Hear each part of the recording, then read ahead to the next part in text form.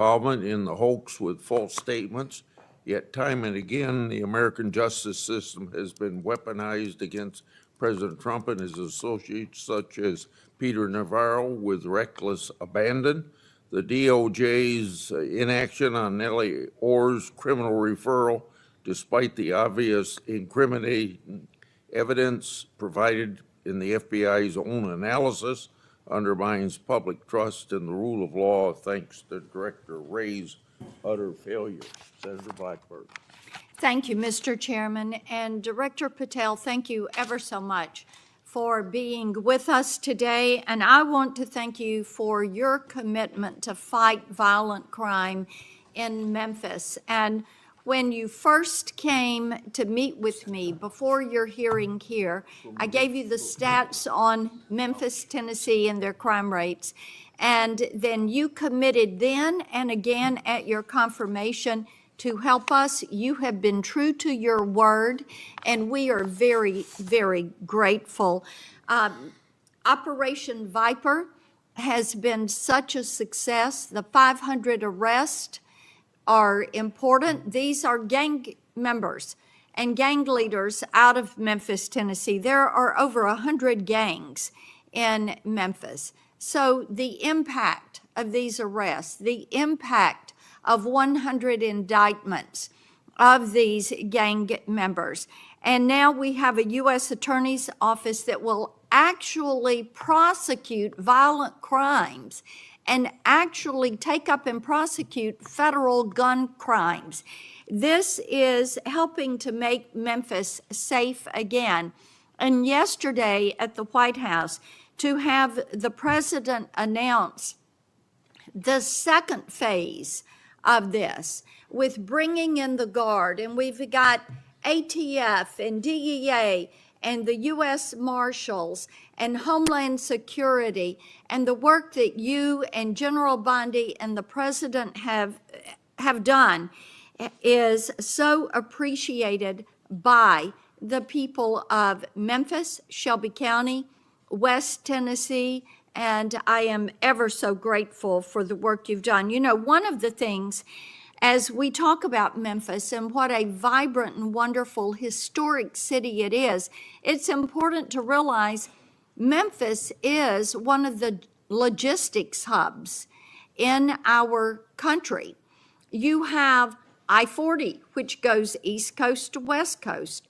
You have the Port of Memphis. You have FedEx. You have all 5 Class A railroads that are there, as well as so many companies that are important to Memphis. And I have found it so interesting that some of my colleagues want to complain about agents being taken out of the DC office and actually put to work in the field because they've been needed in the field. And you can look at the stats from Operation Viper and see the difference that they have made. And we so appreciate that.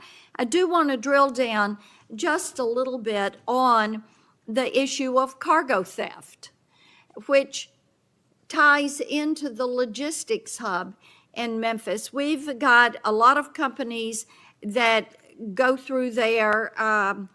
IMC is a big logistics company. People in Memphis know what it takes to keep America moving. But what a lot of people may not realize is that many of these criminal gangs have been focused on cargo theft. This is how they pay for their activities. So in addition to the carjackings and the home robberies and the smash and grabs and some of the human and sex trafficking, they've gotten into cargo theft. And cargo theft in Memphis has increased over 5,000%. 5,000%. That's what you saw with a Biden administration who wouldn't drill down on this. So having these agents out in the field, having an interagency approach is something that is going to help us with getting our hands around this cargo theft. So talk for just a minute about what your team has done there and the importance of having that interagency approach. Absolutely, Senator. So Operation Viper nests under Operation Summer Heat, and in multiple cities and mid-major cities across the country, we have surging resources based on crime. And Memphis, as you know, Senator, had the highest per capita homicide rate in the country, and that was simply unacceptable. And so what we did was what we call phase 01 of operations at the president's direction. We went into some of these cities quietly to collect the intelligence that was necessary to start these operations, to start seizing these firearms, which we seized, I think, over 115 firearms off the streets, to start taking narcotics off the streets, and also to infiltrate the gang network, this criminal street gang network that is providing these guns and drugs to the public in these communities, allowing for these shootings.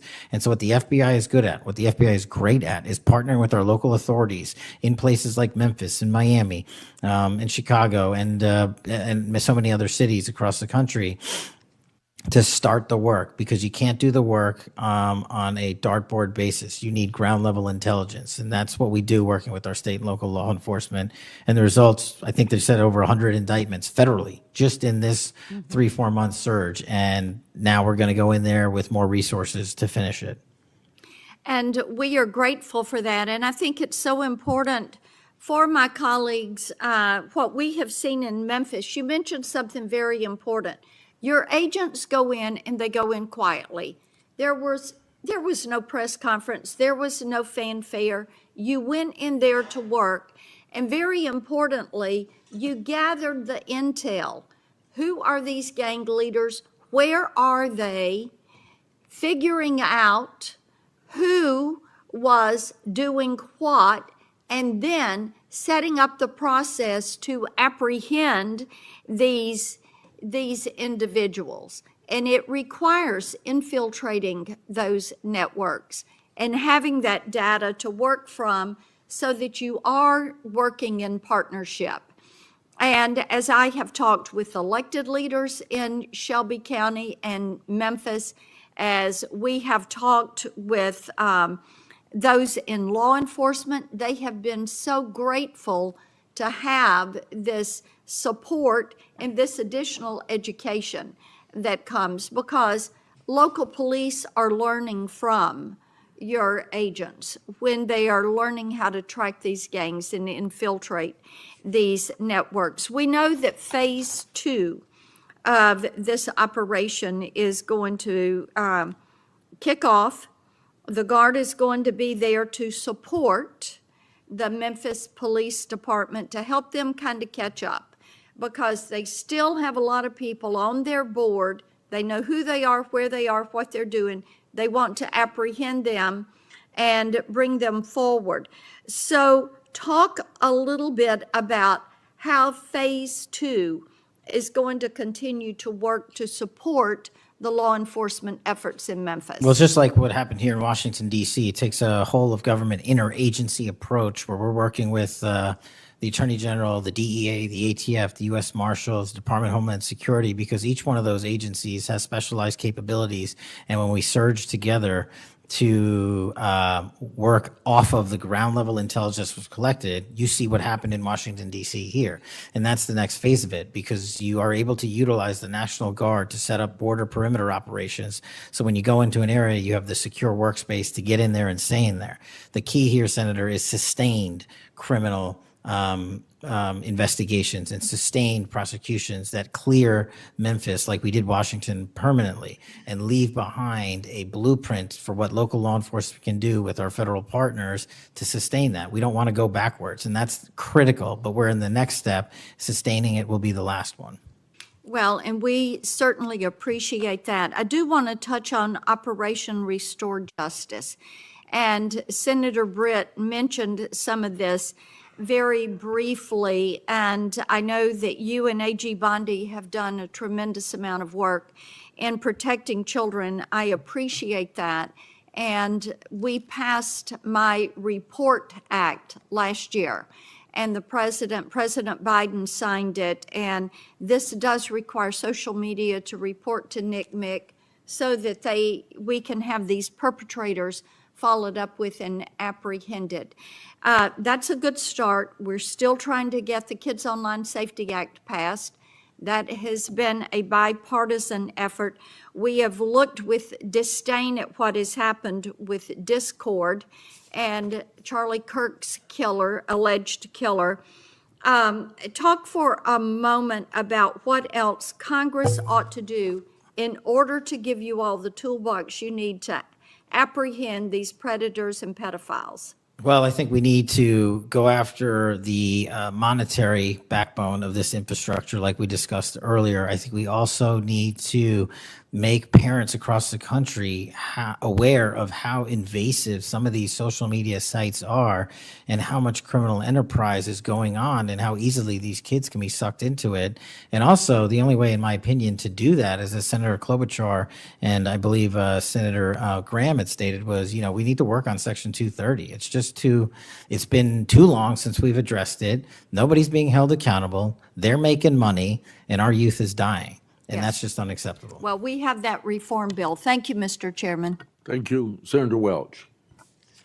Thank you very much, Mr. Chairman. And just at the outset, I just want to say what I think all of us believe, and that is that the political violence that is so afflicting our country, it doesn't matter whether it's from the right or the left. I mean, all of us have an obligation to fiercely advocate for our point of view. All of us have an obligation to respect people with whom we disagree. The folks we disagree with are our opponents, but they're not our enemies. And I hope all of us keep that in mind and do the best we can to set that example. I want to congratulate the FBI. I want to congratulate the Utah state and local law enforcement for the very good work that it did in apprehending the violent assailant of Charlie Kirk, and that is a terrible, terrible tragedy.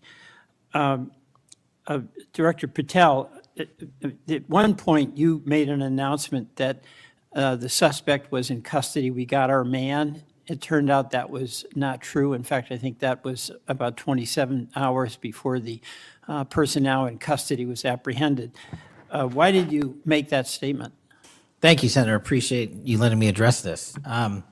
What the FBI does is not just locate and find suspects, but we also participate in eliminating subjects. And what we had at the time was a subject in custody in relation to this investigation. So in my commitment to work with the public to help identify subjects and suspects, I put that information out. And then when we interviewed him, I put out the results of that.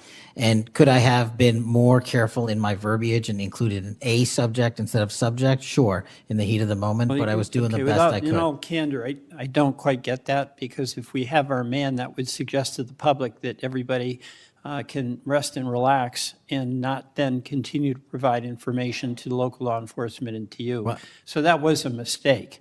I don't see it as a mistake. I see it as something working with the public to identify that there was a subject So if in you custody. put out a statement that says we've got our man, and in fact it turns out that you didn't have your man, that's not a mistake? But that's not what I said. Well, I'll go on. That's my understanding. A second thing that is really important in the FBI, but it's important in every agency, is that the folks who are doing good work get supported for the work they're doing. And a number of highly successful FBI agents have been let go. And I want to just ask you a little bit about that. You know who Brian Driscoll is, right? Yes. Yeah, okay. And my understanding is he served at the FBI for over 18 years. You agree? I believe that's accurate. Special agent in charge of the Newark office. He was commander of the FBI's hostage rescue team. That's a very prestigious and responsible position, correct? It is. Section chief of the Critical Incident Response Group's tactical section.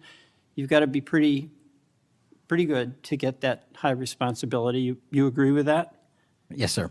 He oversaw 55 SWAT teams, and they're like the elite of the elite, right? They go in to the dangerous situations, right?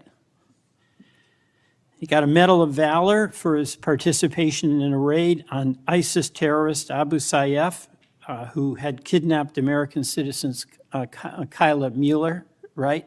Mueller? Is that Yeah, right? I know. You're in agreement, right? I know Kayla Mueller's family, yes, I know the Okay, situation. and he got Kurt Meyer, somebody who had barricaded himself in a bar after he killed 4 people and wounded 2. And Driscoll was part of the team that went in there and took that guy out, right? I don't have all the details, but I'll take your word for it, Senator. And he got into trouble when when Emil Bove demanded a list of FBI agents who investigated January 6th and was apprehensive that what did happen ultimately would happen, and that is those folks would get fired. I mean, do you agree with me that a boss who stands up for his subordinates when they did the job that was asked of them is a stand-up person and somebody to be admired? Generally speaking, yes, sir. Pardon me? Generally speaking, yes, sir. But Driscoll got fired, right? Again, that matter is under litigation, and the matter you referenced occurred before I was Okay, but director. let's just keep it fairly narrow here. He's fired, right? Yes, he was terminated. And he has to be, there's somebody communicates to him that he's terminated, correct? That's my job. That's your job. So you communicated to him that he was fired. I did. So, I have a hard time with this because that record suggests to me that this person is like worthy of consideration for the Presidential Medal of Freedom, and he got fired. But there's also a record of other information that was available, and now that this matter is pending litigation, we will get that out in due course. But as Okay, you so you can the agree. so-called, so you've got, quote, other information that you see as a valid basis to fire somebody who, from what I can tell, had an absolutely outstanding record and who crossed the threshold of getting in trouble because he was standing up for agents serving under him who did work that was assigned to them that happened to be related to the January 6th uprising. Again, you're correlating based on your information the reasons for his termination, and I'm telling No, you. that's there's- right. Let me ask you another question. When you were here, you were rightly critical, not here actually, I guess it was on Cash's corner. You were rightly critical of the way that the previous FBI director used the FBI jet. And you said you wanted to ground Chris Wray's private jet travel that he pays for with taxpayer dollars to hop around the country. Let me ask you this. On the weekend of, according to flight tracker data, on the weekend of March 7th, an FBI plane flew round trip from D.C. to Las Vegas, and you attended a UFC fight with Mel Gibson, and I'll show you that. Is that you, and is that true? Yeah, you want to know the difference? I live in Las Vegas. I'm allowed to go home. I didn't leave a congressional hearing early on an FBI jet to dodge questions. All right. Then on April 5th, you attended a hockey game in New York City. You don't live there, right?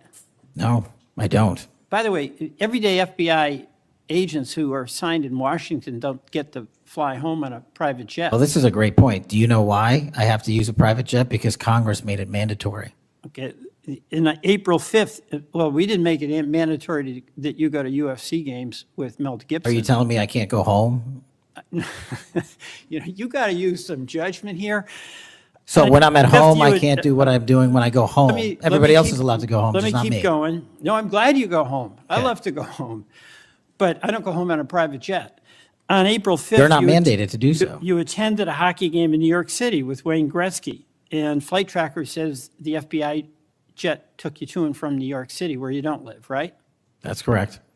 And on April 12th, on the following weekend, you attended a UFC fight in Miami, also on the FBI jet, right? That's correct. So what's the cost to the taxpayer for those 3 flights? But I pay the commercial equivalent per the regs and the law. And so just so you know, when you are comparing me I to just asked prior what directors. I asked what the cost was, and you don't know. I take it. Yeah, and what I've done with the use of the private jet is use Andrews Air Force Base versus Okay. Reagan National as what the other directors have done Bottom line to here. save the taxpayer Bottom dollars. line here, you flew home to Las Vegas. There's nobody else in the FBI who gets paid. They have to pay their own way if they want to go home, right? I mean, right? Well, that's not accurate. Depending on where you're stationed, the FBI covers the bill to get home. So are you telling me that FBI agents who are assigned in Washington, but who may live in Charlotte, they get paid by the FBI to go Sometimes home? they do, yes. Right. Another thing I want to say is this. You know, our local law enforcement has been stiffed. About $500 million in COP grants have been taken out of the budget. Those really help us in Burlington. They help us in Rutland. They really are important. And why in the world would we be cutting those COP grants when we need that local law enforcement, in part to partner with you? Well, I Do think you you're speaking. support that? I think you're speaking to the Department of Justice grants, which I don't adjudicate, but also Vermont, just like every other state, has received a plus-up of FBI personnel. Well, I'll tell you, that's not what we're seeing. The other thing, my understanding is that there's a requisition or an effort to get another plane for the FBI that would cost about $72 million. Is that right? That's inaccurate. The FBI, because the jet, as you call it, is not my jet. We use it for operational needs. We use it for FTOX. We use it for HRT. But that's the one you fly on, And right? we have multiple fixed-wing assets, and one of them is on a wildly expensive lease that I deemed a waste of money, and I'm looking for a replacement in which the government can procure assets permanently. Well, I would welcome you submitting to this committee the cost information about the jets that are under consideration. And according to our research, the specifications that are included in this request would result in an expenditure of between $72 million and $80 million. That's So inaccurate, but I'll happily get you the right I numbers. welcome getting the specific information. Absolutely. Thank you. Mr. Chairman, I yield back.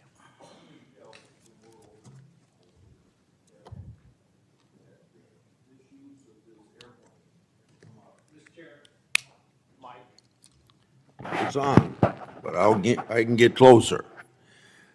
Comey became FBI director 2013, and then something like when I became ranking member in the middle of a Congress, or I was ranking member, Comey needed an excuse to come to Des Moines, Iowa, or someplace in Iowa for a family reunion. He wanted to meet with me in Waterloo, Iowa. I think nothing more than an excuse to say he did something official on that trip. Now, I can't accuse him of that because I don't know, but I can't recall that we discussed anything very serious that had to be meet him in Waterloo or Cedar Rapids at the airport before he went to the reunion. And then 2 or 3 years ago, Ray was sitting where you were, and we had 2 Republicans wanted to have second round of questioning, and it would have taken about 10 minutes, and he refused to because he got on this airplane that you're talking about going to the Adirondacks. And So I find interesting that my Democratic colleagues seem to bring up about your use of the Justice Department planes, yet my Democratic colleagues didn't seem too interested about my oversight of Ray's use of the plane. I didn't hear a peep. So my Democratic colleagues need to be consistent. Can I just add, Mr. Chairman, that when you compare the flight logs and the percentage of work travel to personal travel for the prior 2 FBI directors, over a third of their travel was personal on those same jets that I'm being accused of improperly utilizing. My mark is far less than that. Also, both of those directors use Reagan National Airport, which has landing fees of $5,000 to $10,000 because they didn't want to drive 25 minutes to Andrews. We take off and land in Andrews every single time because it's cheaper, and we do so because it saves the taxpayer dollars. Those are the things we are doing to make sure that we are good stewards of taxpayer dollars. And also, any new acquisition of an airline or a fixed-wing asset for the FBI will specifically meet the needs of the demands of the foreign FTOC operations and hostage rescue operations and our critical infrastructure programs. Senator Moody. Thank you, Chairman. Appreciate it. You're very patient. I am very patient. You're very patient.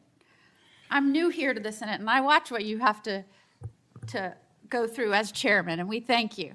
A lot of what we're talking about today, and you've been questioned about, was uncovered because of our chairman and his service to this committee, and I want to thank him because he's uncovered a lot, especially during the last administration, where many of our federal agencies went far off their mission. And I believe we wouldn't have as much information as we do if it wasn't for our esteemed chairman. So I wanted to publicly thank him. And being the newest member of Judiciary, I am so grateful to be here because sometimes I'm wondering if some of my colleagues on the other side of the aisle don't know what they're talking about, or if they're ill-intentioned and purposefully trying to gaslight not just the American public, but other people in law enforcement and agencies that you're working with. So as a former attorney general, as a former federal prosecutor, as a former judge, as the wife of a law enforcement officer, both federal and state over the course of his career, I would like to clarify a few things and give you the opportunity to highlight some of the things that the FBI is doing. And two of the things I heard thrown out there, and by the way, it was when some of my colleagues would breeze in just in time to rail on you and spout out misinformation and narratives that have no grounding in reality to criminal justice, and then breezed right out as soon as they were done. And I think that it does the American public more good when the oversight function of Congress allows for you to comment in a way that makes sense and is grounded in reality. So let's first talk about the reason why we are having to reassign, not just in the FBI, but in other agencies, criminal justice agencies, federal agents to accomplish different things, as has been done historically throughout our country. When we get into office, we have to examine and triage the threats facing this nation, threats facing Americans, and then allocate resources accordingly. I guess you are to be judged negatively because you are trying to reallocate the resources of the FBI to fix what the Democratic administration prior to this under Biden broke. So let's talk about the reassignment of federal agents and why that has been necessary. Would you say that the majority of assignments has been made because we are facing unprecedented levels of violence, both because of the unvetted surge of anywhere from 11 million to 20 million people across our border in the last 4 years, and because of the woke, weak, insane policies that have been pushed into states and cities around this nation by the left? Absolutely. And so I hear you being grilled because you have rightfully pushed resources where they needed to go to protect the American public. And I have heard you questioned that you are in some way, and I'm going to use their words, which I don't believe is grounded in reality, that you are going to lean on local and state agents to do the job of the FBI. Might it be recharacterized more accurately in that you are partnering with local and state agencies in these areas, especially where these policies that the Democrats support wholeheartedly, in fact, they frustrate our efforts to try and beef up our laws with good criminal justice policies at every turn, and then come in here and get on you for, by the way, you've been here 7 months, so I know that in the 7 months, you didn't break it, they broke it over the last 4 years, but it isn't more accurate to say that you are using the federal government and its agencies, or its agents and its resources to supplement and amplify law enforcement efforts in these areas, cities and states, where the Democrat policies broke them.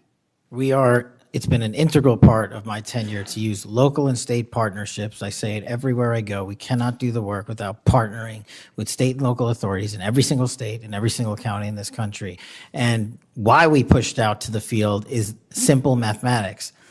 While the FBI had a bloated bureaucracy in Washington, D.C., nearly 1/3 of the FBI's workforce lived and worked in the national capital region. 1/3 of the crime doesn't happen here. So I made the simple decision to move them out where the crime was happening in the field, to move out field agents, to move out intel analysts, to move out program managers. And by the way, that's what they all want to do, go out in the field and do the work. And no one's going to be punished for going out in the field and doing the work, and no one's going to be punished for wanting to stay at headquarters and help. But we needed a reallocation of assets, and that's what we did. And from your experience, both before and now in office, have you found that many of these nonprofits have done work to undermine the stability and security of cities? Those matters are very much ongoing, and hopefully we can report the results soon. And I don't mean just those that may have aided and abetted or supported criminal acts. Those absolutely should be investigated and pursued to the fullest extent of the law. And I hope that we follow the money trail, as some of my colleagues have suggested. I also want to get your opinion about the nonprofits that are working to get elected and then push criminal justice policies that have made our cities and states less safe. Specifically, I'm going to push out all of the things that they espouse make the city stronger. No cash bail. Try not to charge crimes. Don't call people offenders or felons or rapists or drug traffickers.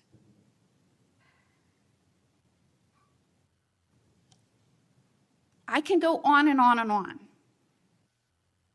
But the gist is, don't charge. When you do charge, charge as minimally as you can. Don't put people on parole or probation following incarceration. Diversion should be the rule. I mean, I can go on.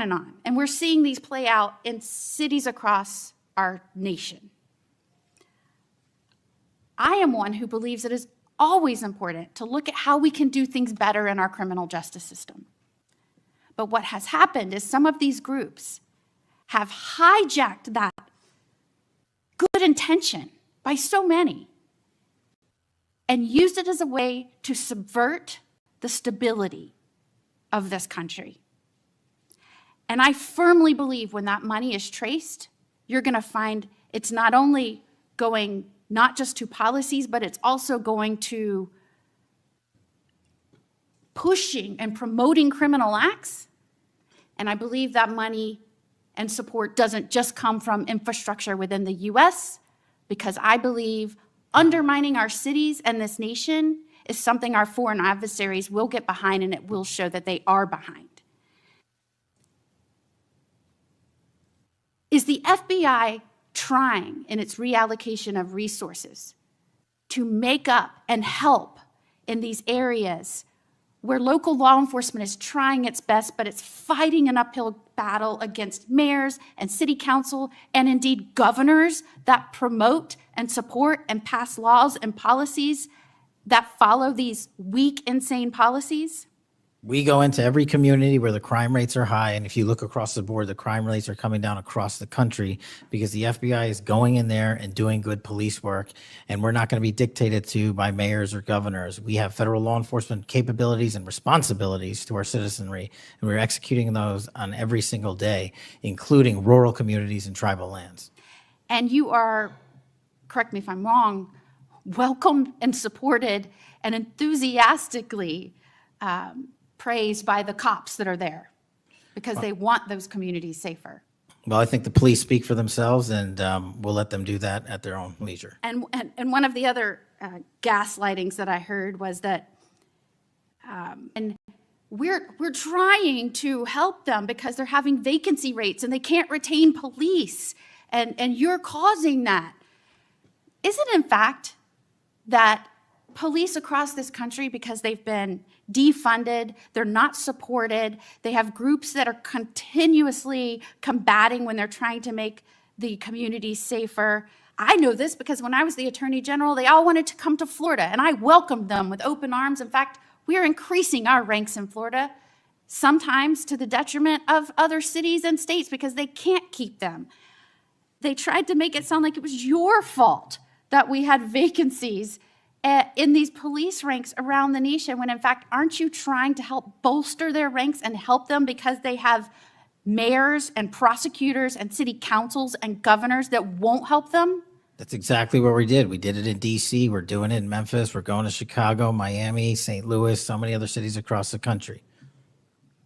And I'm just grateful that you are doing this, and I commend you for all the numbers that I'm seeing going after the violent crime, helping make sure we are getting the criminals that came here unvetted from other nations out of this country, that you are allocating resources to those efforts. It is all important to make this a stronger, safer nation, and we appreciate you being here today and making sure we're talking truth and not misinformation to the American people. Thank you. Thank you, Senator. Before Senator Schiff, I want a UC to introduce into the record a declassified Clinton Annex. The Clinton Annex is a declassified appendix to the Justice Department Inspector General report about the Clinton email investigation. The annex shows that the FBI had evidence necessary to conduct, quote, thorough and complete investigation, end of quote. But the Comey FBI failed to review the evidence at the time. After nearly a decade in the shadows, this information has now come to light thanks to Dr. Patel, or Director Patel. Senator Schiff. Thank you, Mr. Chairman. Mr. Patel, during your confirmation hearing, you made several important commitments. For instance, you told Senator Coons there will be no politicization at the FBI. There'll be no retributive actions taken by any FBI should I be confirmed as FBI director. So let me ask you very specifically, did you ever take any action to terminate or discipline an FBI agent or employee in whole or in part as retribution for being part of an investigation of Donald Trump or January 6th? No. You also committed, you assured Senator Blumenthal, all FBI employees will be protected against political retribution. So you're testifying today that you played no role in the firing of even a single FBI agent for political retribution. None for political retribution. And if any FBI agent said you did, they would be lying. Is that your testimony? I'm only speaking to my actions. Everybody is allowed to make their allegations. Oh, I no, have these are not- allegations against you. And so, I'm- Mr. Patel, if FBI, senior FBI agents or employees said that you were firing them for political retribution reasons because of the cases they were assigned, you're saying they would be lying. Is that your Anyone that testimony? was terminated at the FBI was done so for failing to meet the standards, uphold their constitutional oath, and effectuate the mission. Well, by meet the standards, are you talking about meet the standards of protecting the president under any circumstance? No. You also guaranteed Senator Blumenthal that every FBI employee will be held to the same, absolute same standard. No one will be terminated for case assignments. Are you testifying today that you never terminated anyone at the FBI in whole or in part because of a prior case assignment? No one at the FBI is terminated for case assignments alone. Well, I'm asking about you, Mr. Patel. Did you, in whole or in part, terminate anyone at the FBI because they worked on the Trump investigation or because they worked on January 6th? No one at the FBI has been terminated for case assignments alone. Okay, you're saying alone. Does that mean they were terminated in part because they were assigned to a January 6th case or assigned to the Mar-a-Lago case? You're being very precise here, Mr. Patel. You're saying alone. That means they were fired in part because they were assigned those cases. Is that your testimony? Absolutely not. But if you want to keep Okay, putting words well, in my mouth, then go let me ahead. ask you, let's strip away the word alone. Did you terminate or participate in any discipline of any FBI employee in whole or in part because of their work on an investigation of Donald Trump or January 6th? Yes or no? Any terminations at the FBI by employees. I'm since asking you a very specific And I'm question. going to answer the question, but you don't like the answer because it's the No, truth I and it guts want your an answer to my narrative. question. I don't want an answer to someone else's question. So let me just be precise, and I ask for a yes or no answer.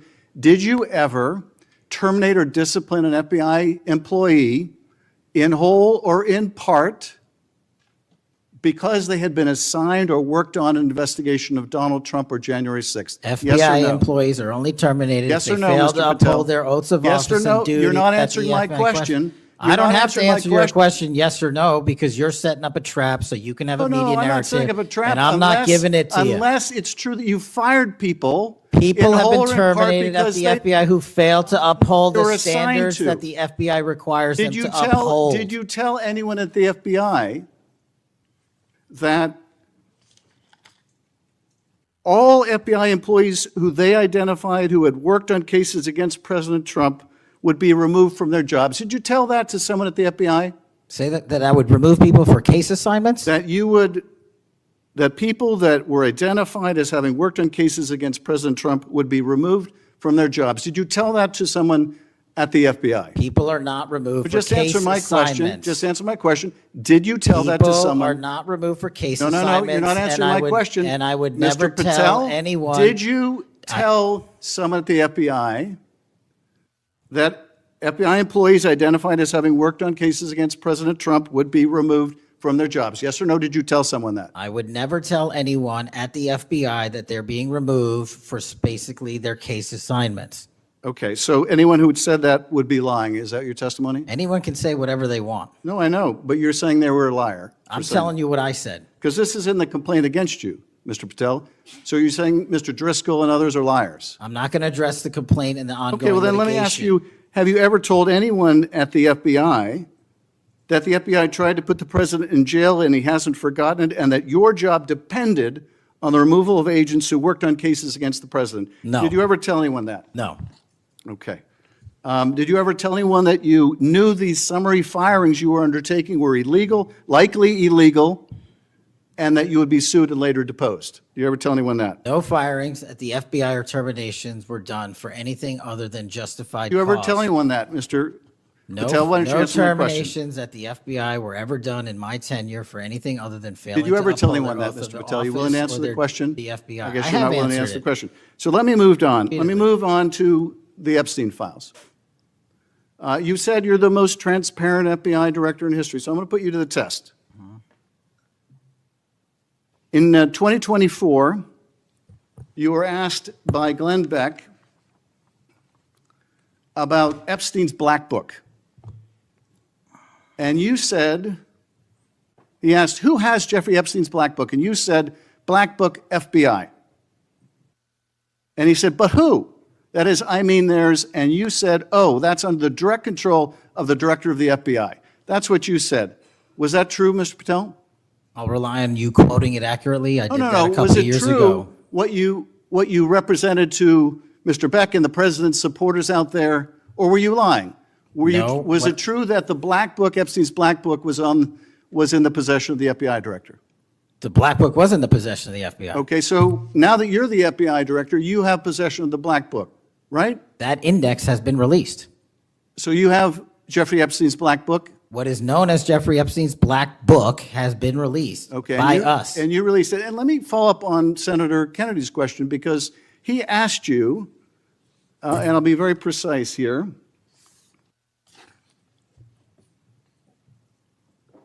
You've seen most of the files. Who, if anyone, did Epstein traffic these young women to besides himself? And you said, himself, there's no credible information, none. If there were, I would bring the case yesterday that he trafficked to other individuals.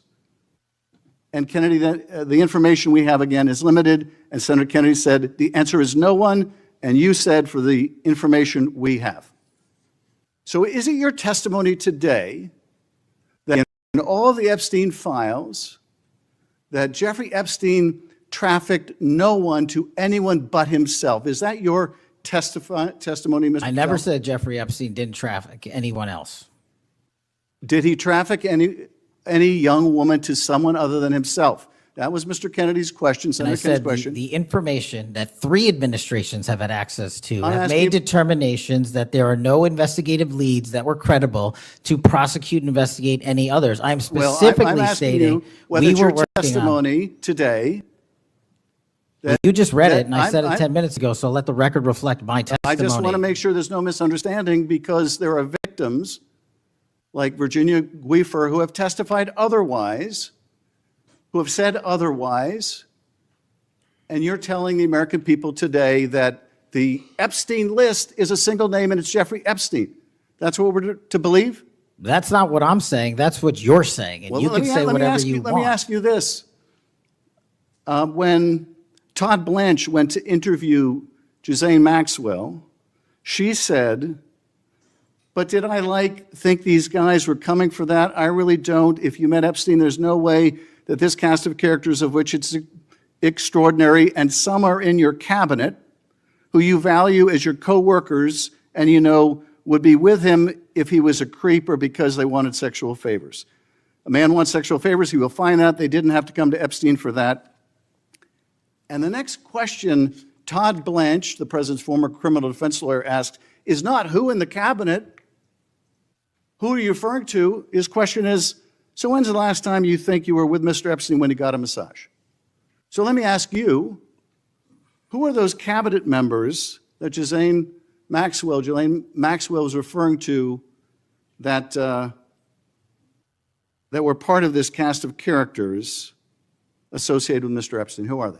The Deputy Attorney General took the aggressive step that no one else did and interviewed Miss Maxwell for I'm 2 asking you, days, who are and the we ca- released who are the the cabinet entirety members? of that Who are the cabinet transcript. members? I do not have that transcript in front of me. You're picking it piecemeal. The American public can read the entirety of that. Let me ask you one last question, because you clearly won't tell us the cabinet members associated with Mr. Epstein. Let me ask you one last question. And that is, right after she gives this testimony in front of an FBI agent, among others, she's transferred to a minimum security prison not suitable for a sex offender like herself. Who made that decision and why? The Bureau of Prisons.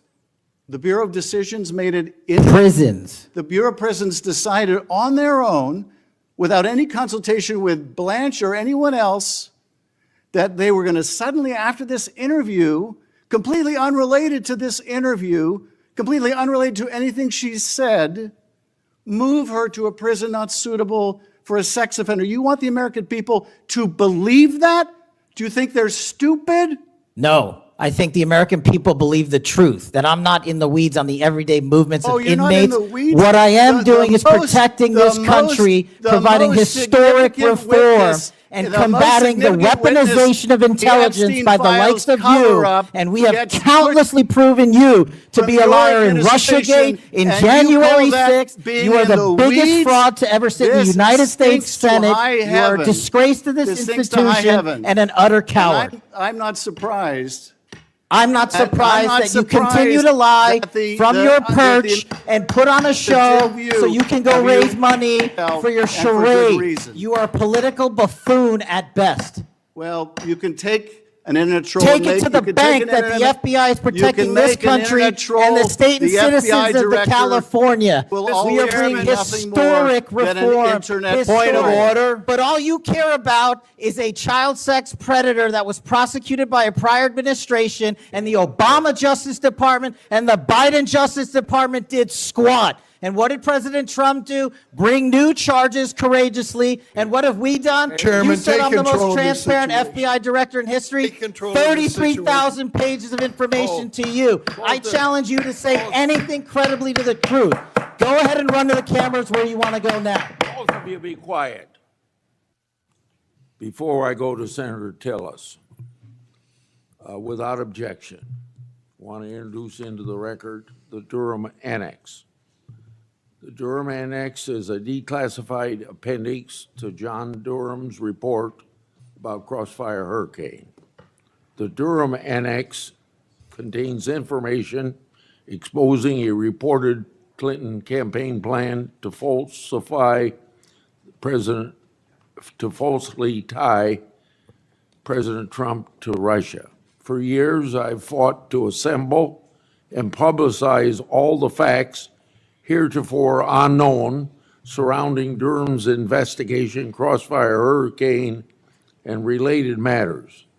The Durham Annex was declassified large part because of Director Patel.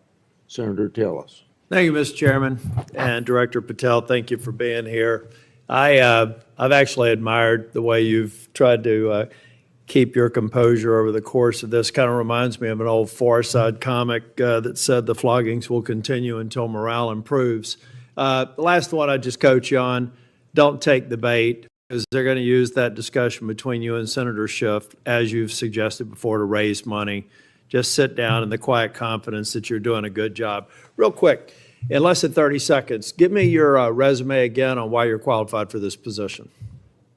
Thank you, Senator. I served as a public defender and national security prosecutor. I tried over 60 criminal trials to verdict in state and federal court. I served as the lead investigator in the House Intelligence Committee and the counterterrorism expert there, unfolding the Russiagate investigation. I served as the head of counterterrorism for a presidential White House. I served as the deputy director of national intelligence at the Office of Director of National Intelligence, overseeing our 17 intelligence agencies. I served as a chief of staff to the Department of Defense and the Secretary of Defense, overseeing a $2 trillion financial equity flow, and also defending the homeland and providing for our no-fail mission. We could drill down in details, because I've studied that record, and I think you should be very proud of it. I just did that for the benefit of the liberal media that just keep referring to you as a podcaster, I think, and I appreciate you giving me that resume. It's a good body of work. It's why I supported your nomination so strongly when you were before this committee. Really quickly, too, on the events of last week and the sad death and assassination of Mr. Kirk, I seem to recall that Mr. Zinn, I think, was the first person of interest. He was reported to be saying, "I shot him, now shoot me," or something to that effect. Would that have more or less, and your job is to calm the tensions, right? There were people running all over the building. People are afraid over there. Could it be that because you were in possession of some of that information that maybe you did just characterize as getting our man, that maybe that's what led up to it, if those facts are correct? What led me to that is to the eliminate subjects, but also we were in a period with inside of 24 hours where we didn't know who the shooter was. Well, that's why I asked, because people are forgetting that this man was reported to have been saying, "I shot him, now shoot me." They're also forgetting that he brought in an attorney and said that he'd fabricated the claim to draw attention away from the actual shooter.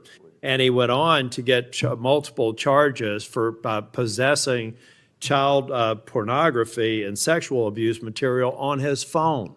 So I'm just saying that it just seems to me that in the moment, maybe you should have used different words, but I can't imagine that the amount of time that we've spent on that subject in the hearing today. But I think it's because they're really worried that they're another punchline to an old joke. Your work, it's working in practice, but it's not working in their theory.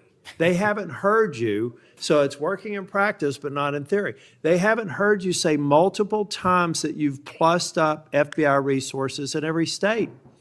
They haven't heard you when you've talked about year-over-year comparisons for results.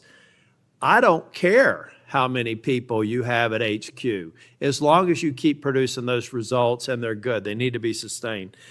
Now, I am a little bit concerned about the deployment of National Guard troops to dangerous cities, but you keep on mentioning something I'm going to go back to in terms of joint task forces. You also did a great job of explaining why you think you should save money and go out and fly out of an airport versus an easy trip across the Potomac to National. I love all of those responses. I'm not going to repeat them here. But I'm worried that if we move in too quickly, let's say to Memphis, I should back up and say I was Speaker of the House in North Carolina. And I would consider it a personal failure on the part of state leadership if they have to call in federal resources to do their job beyond what they do every day. And that's promoting joint task forces. I've seen ATF, DEA, FBI. I've been in the briefing rooms at 3 o'clock in the morning about to go and do a 55 no-knock warrants on bad people. You all do that every day, and thank God that you are. It looks like we should plus it up in a few cities. I'd rather use the money to deploy National Guard to just continue to leverage what you're already doing well. And I compliment you because I've got to believe it's a lot of these joint task forces that have increased the apprehension and charging rates. So thank you for that. But do you agree that at the end of the day, if we're going to have a sustained impact on crime, whether it's Memphis or any other city, that we've really got to enable, empower, and continue to support the men and women on the ground there every single day? 100%. Thank you. I think that your cost-benefit mind needs to go into, if I'm about to deploy this many National Guardsmen to a city, what does that cost? And what would that look like if we were plowing that cost of deployment into ongoing, I believe, joint task force, which are working very well. They're working well in North Carolina. So I'd like you to look at it. Now I'm going to move on. The Safer Communities Act, can I get your commitment to get an update? Maybe we could even take a trip out to West Virginia to see how we're doing an extraordinary job of NICS background checks. People are getting them in record time, but we are taking a few guns away from people that probably shouldn't be able to buy that day. Would you agree with that characterization? I would love to have you out and anyone else on this day is to West Virginia to see that I'd like work. to bring some of my colleagues to see it's working. We had people on my side of the aisle saying it was going to be awful, it was going to result in mass confiscation of guns. Not true. They were wrong. This bill's making a difference. I also want to talk about the behavioral health and other components in granting. I know in North Carolina things are going well. I want to make sure that that flow is going out there because the tragic events in North Carolina and Charlotte, the stabbing, I spoke with one of the family members yesterday, I think that we have to recognize that we have magistrates that have a revolving door policy, no doubt about that. And they should be held accountable if they're releasing dangerous people. But I also think that some of the problem is that we simply don't have a place to send people, particularly with respect to behavioral health. We have got to continue to, every law enforcement officer I've ever spoken with says, look, I've got law enforcement officers seconded to an emergency room because I've got somebody with no place to send them. I don't have a bed upstairs I can send them to. I don't have a behavioral health facility. We've got to provide more ways to detain people that are a risk to themselves and a risk for the community. And I really do believe the Safer Communities Act is a good framework for doing that. That's only a comment. Section 702 is going to come up in April of next year for renewal. Do you believe it should be eliminated and not reauthorized? No, sir. It needs to be Can I also reauthorized. get your commitment maybe to come back over and review some of the controls that are in place and other things? So hopefully we won't have the drama leading up to April. We can actually come here and get consensus on why you've got the checks and balances in place and why we should do it. Just remove any chance that we're going to run into that cliff narrative next year. Can I get your commitment on doing that? You have Mr. it, sir. Patel? Thank you. I want to talk very briefly on, and the chairman's given me a gavel, but I promise not to go over more than 2 minutes. But that's why I chose to be last, so I could have this discussion and actually get to some facts versus agendas and clickbait that we'll almost certainly see going forward. Tell me a little bit about the rationale behind the change in stance in recruiting. I also understand there may be a reduction in the academy timeline. Just give me some thinking about where you are on recruiting, retention, training, et cetera. Simple. So recruitment is through the roof. We've doubled up month over month our applicants to be 1811s, our federal agents, intel analysts. So the recruitment is going wonderful. What we have to do is figure out a way to get creative because the BFTC timeline is an 18 to 20 week program. And what we've done to address the openings we have for 1811 brick agents is we opened it up to the interagency and said, hey, Do you at Secret Service or DEA or ATF want to come over? You guys went through FLETC. You guys were cops or military officers. You're law enforcement. So we created a shortened bridge program of 6 weeks at Quantico that if you want to come over and be an FBI agent, you can do so. There's transfers all the time. We just made it easier. And we're also recruiting police officers who might not have a college degree. But in my opinion, that does not disqualify them from serving our community. So we're welcoming them. It's a rigorous application process. It's just one item. But we are changing the timelines based on the needs of the country, but not jeopardizing quality. I'm glad you mentioned that. I heard someone, almost a throwaway line, that you were hiring people without a college degree. Most of them have had basic law enforcement training, all the kinds of certifications. You're talking to somebody who didn't achieve my 4-year degree until I was 37. I'd like to think that I brought some things to the table, and I think that those people, the mere comment, I think, is inappropriate for somebody considering this to think that they're a lesser person because they don't have a piece of paper. I wanted to get back to the last thing that I will talk about. I'll follow up with some questions for the record. Thank you, incidentally, for consistently being responsive to any inquiries I've made to you. But on the Kirk shooting, I do believe that that Senator Schmidt's numbers are right. There seems to be a disproportionate number of voices on the left that are celebrating the assassination of a CEO or celebrating the assassination of someone, in Mr. Kirk's case, that I disagreed with probably about half of his positions. But I felt like he was a good voice in engaging young people, and that's a start, as long as we can do it civilly. And then I also just went back online because I've hammered on this committee multiple times. I just went online and I found in Pinterest that even today you could order a T-shirt that says ACAB 13.12, which translates to all cops are bastards. Or if you don't like that shirt, you can go get an F the Cop shirt at the same website, on a location on Pinterest. There is clearly a problem with some of the voices of the left, and I'm not necessarily saying any members of Congress, that need to tamp it down. Having said that, within 24 hours of Mr. Kirk's shooting, we had the guy that does the podcast for the War Room and another guy who's denied the Sandy Hook shootings say we're at war.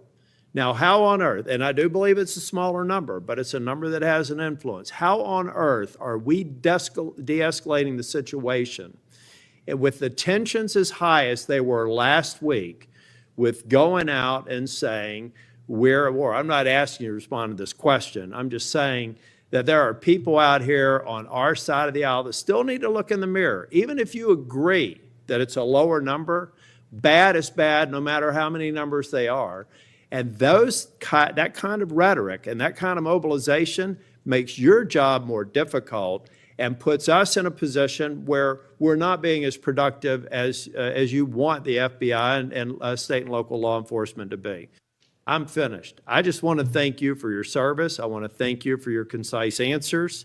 And I am thoroughly impressed with the fact that you have sat in that chair for over 4 hours without a break. So with that, we're, on behalf of the chair, want to thank you for being here today. And also, I assume, are we leaving the record open for any period of time for 1 week? The record will be open, left open for 1 week so that you may have questions for the record. Mr. Patel, thank you for being here Thank today. you, Mr. Chairman. Meeting's adjourned. Under your leadership, the FBI has apprehended several most wanted fugitives and secured the extradition of senior leaders of the Central American gangs like MS-13. Now, well, it's well understood that your predecessor left you an FBI infected with politics. I'm going to provide examples of that today, including making public new whistleblower records. At your nomination hearing, I made public records that whistleblowers provide me about Arctic frost.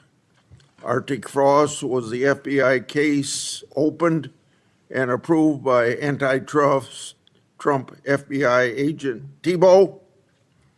Arctic Frost then became Jack Smith's elector case against then citizen Trump and now President Trump.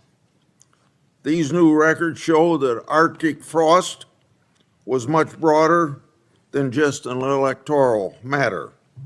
The case was expanded to Republican organizations. Some examples of the group that Ray FBI sought to place under political investigation included the Republican National Committee, Republican Attorney General's Association, and various Trump political groups. In total, 92 Republican targets, including Republican groups and Republican-linked individuals, were placed under investigative scope of Arctic Frost. On that political list was one of Charlie Kirk's groups, Turning Point USA. In other words, Arctic Frost wasn't just a case to politically investigate Trump.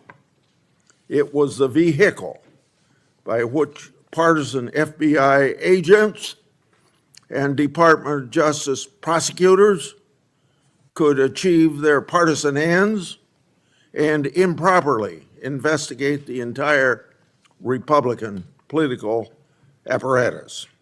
So today, Senator Johnson and I are making these records public for the entire country to see, and I hope a lot of people are interested in seeing what government can do when various agencies have a political agenda. My investigative work has also exposed the political way in which Peter Navarro was investigated and prosecuted. When FBI agent Tebow found out that Biden's DOJ would prosecute Navarro, he said, "Wow, great." That's a quote, unquote. Through whistleblowers, I've obtained an audio recording of Special Agent Giardina and Special Agent Sebastian Gardner's delivery of a subpoena to Navarro. I'm making that audio public today. In a court document filed by the Department of Justice, Navarro's interaction with the FBI was unfairly described as, quote unquote, the word combative.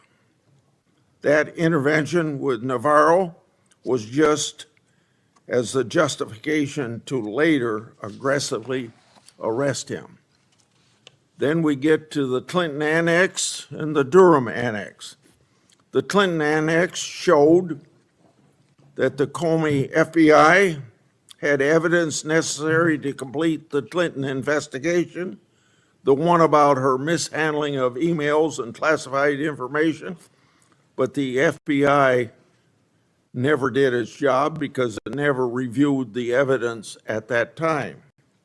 The Durbin Annex showed that the Clinton campaign had a plan to falsely tie Trump to Russia, yet the Comey FBI failed to investigate that information. Instead, the Comey FBI used the discredited Clinton campaign-funded Steele dossier to advance crossfire hurricane against Trump. Director Patel, thanks in a large part to you, both annexes were finally declassified. That may be history, but it's history to make sure we don't repeat the history of the past. And the people ought to be concerned when the weaponization of government is used in this way, whether it's done by Republicans or Democrats. Last Congress, I made public an FBI document called 1023 form that alleged a bribery scheme with the Biden family. To date, the FBI has never answered Congress whether they investigated the text messages the audio files, and the financial records referenced in that 1023. Whistleblowers have provided my office with 2 additional FBI 1023 documents. These documents memorialize statements from FBI sources.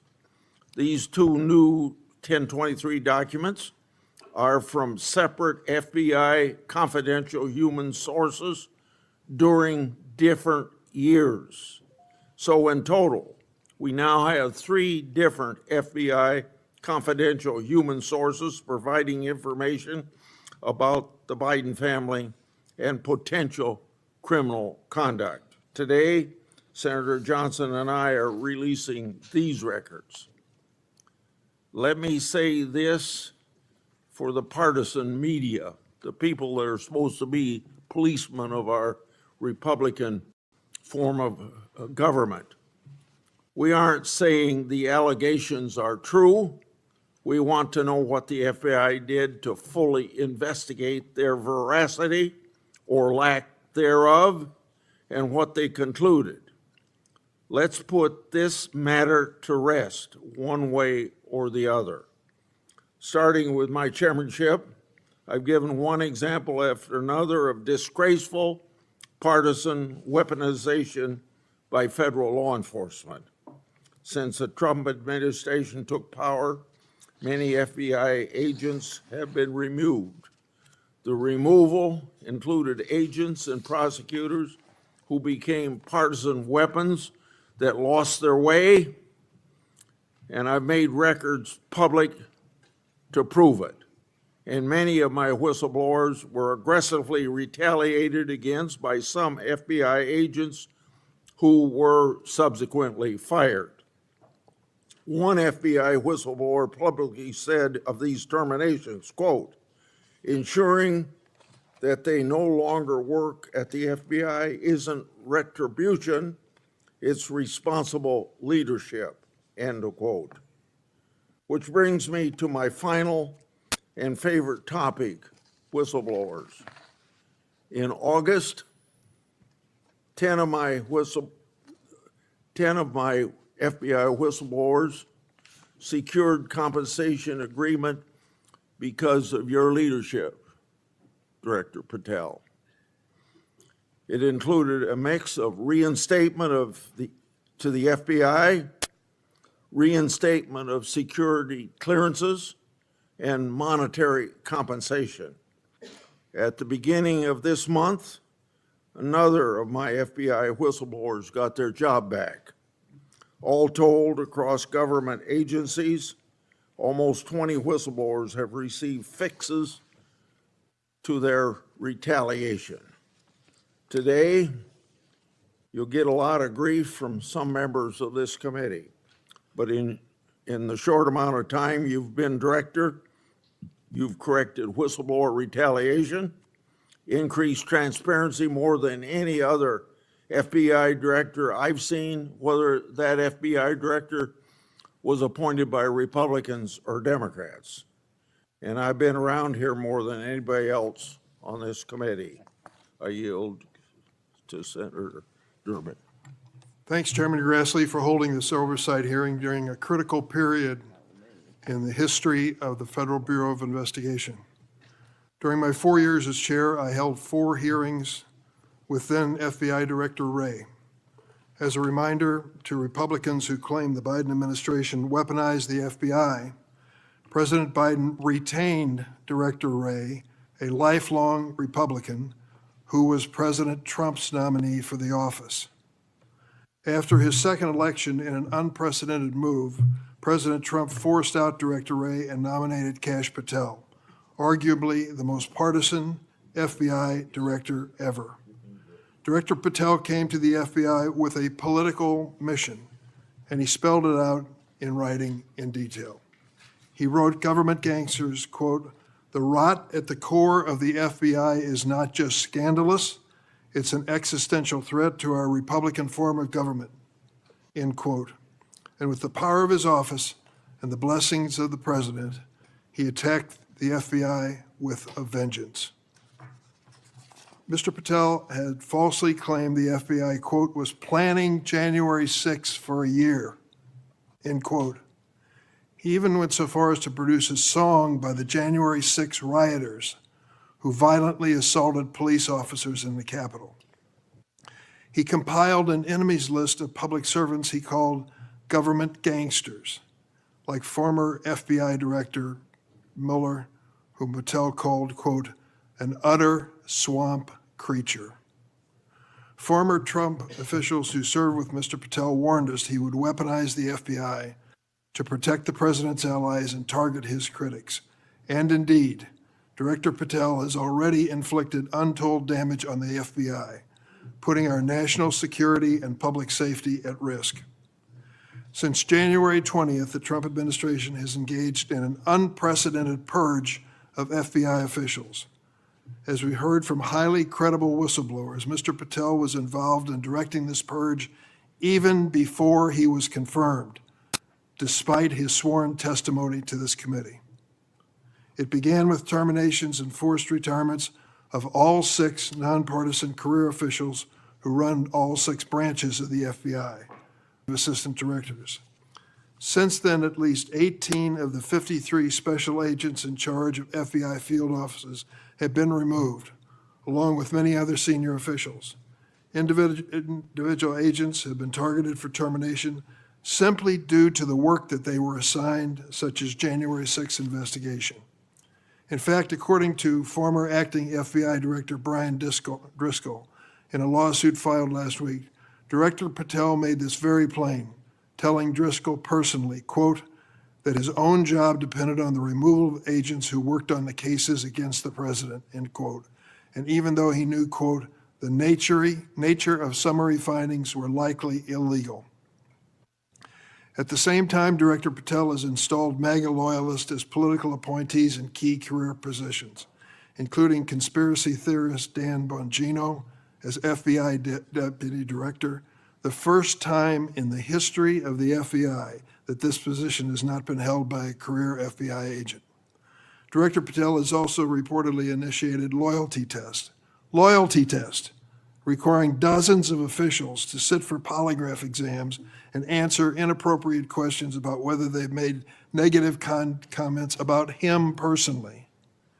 Of course, as is often the case in the Trump administration, the rules apply to thee, but not to me. As we understand it from highly credible sources, key members of Director Patel's senior executive team and others on the 7th floor had disqualifying alerts on their initial polygraph exams. Well, how did they survive? They survived because of a personal waiver by either the director or the attorney general to remain employed by the Bureau. Understand the context here. Political operatives in key positions, given the routine FBI polygraph exam, failed and had to receive waivers to continue their positions. They were lucky to keep their political appointments. They were, but the 5,000 career civil servants the director has so far forced out of the Bureau's ranks were not offered that same courtesy. 5,000. This mass exodus has created a disastrous brain drain, particularly in the fields of cybersecurity, counterterrorism, and counterintelligence. For example, my office has received information indicating that cuts to the Bureau's cyber division will cut personnel by half, despite the ever-increasing threats posed by adverse foreign actors. The brain drain is exacerbated by Director Patel's misuse of remaining FBI personnel and resources to focus on other priorities of this administration. According to reports, the 25 largest FBI field offices have been ordered to divert 45% of their agents from their primary missions to work on the mass deportation of immigrants. Just as concerning is Director Patel's plan to hire fewer qualified agents by removing the college degree requirement and reducing new agent training at Quantico from 18 weeks to just 8. So we have a brain drain and a significant watering down of training. Quite a record, Mr. Patel. As recently fired special agents and others have warned, fast-tracking inexperienced and improperly trained people into critical national security jeopardizes the Bureau's ability to effectively protect America. Director Patel himself had no training or life experience for this position. The result of that incompetence is staggering. For example, after Attorney General Bondi publicly stated in February that the Epstein client list was, quote, sitting on my desk right now to review, that's what she said on Fox, Director Patel diverted more than 1,000 FBI personnel from their critical missions to work on 24-hour shifts reviewing over 100,000 pages of Epstein-related records. These personnel were instructed to flag any records in which President Trump was named. But that review ended in an unsigned memorandum from DOJ and FBI stating simply, there is no incriminating client list, close quote. Director Patel still has not responded to my letter from 2 months ago asking about his role in this cover-up. On the day of the horrific shooting of Charlie Kirk at Utah Valley University, Director Patel again sparked mass confusion by incorrectly claiming on social media that the shooter was in custody, which he then had to walk back with another social media post. Mr. Patel was so anxious to take credit for finding Mr. Kirk's assassin that he violated one of the basics of effective law enforcement. At critical stages of an investigation, shut up and let the professionals do their job. Notably, Director Patel recently forced out Special Agent in charge of Salt Lake City, Mayim Saeed, a counterterrorism expert with 20 years' experience, who would have led this high-profile investigation. The men and women who serve at the FBI and the American people deserve a director who has the ability and the character to restore the Bureau to its place as the preeminent law enforcement agency. I want to close on a personal note. I came of age in the 1960s. We experienced a number of horrific assassinations, including President John Kennedy, Senator Robert Kennedy, and Dr. Martin Luther King. We are going through a similar period of division and political violence. All of us in public life, on both sides of the aisle, have a responsibility to bring down the temperature and to work to unite the American people. Let's be clear. Republicans are not Nazis, and Democrats are not evil, as Mr. Patel has claimed. Democrats are not responsible for the murder of Charlie Kirk, and Republicans were not responsible for the murder of Melissa Hardman. Our political opponents are not our enemies. We are all Americans, and we should be working together to keep the American people safe and protect their constitutional rights.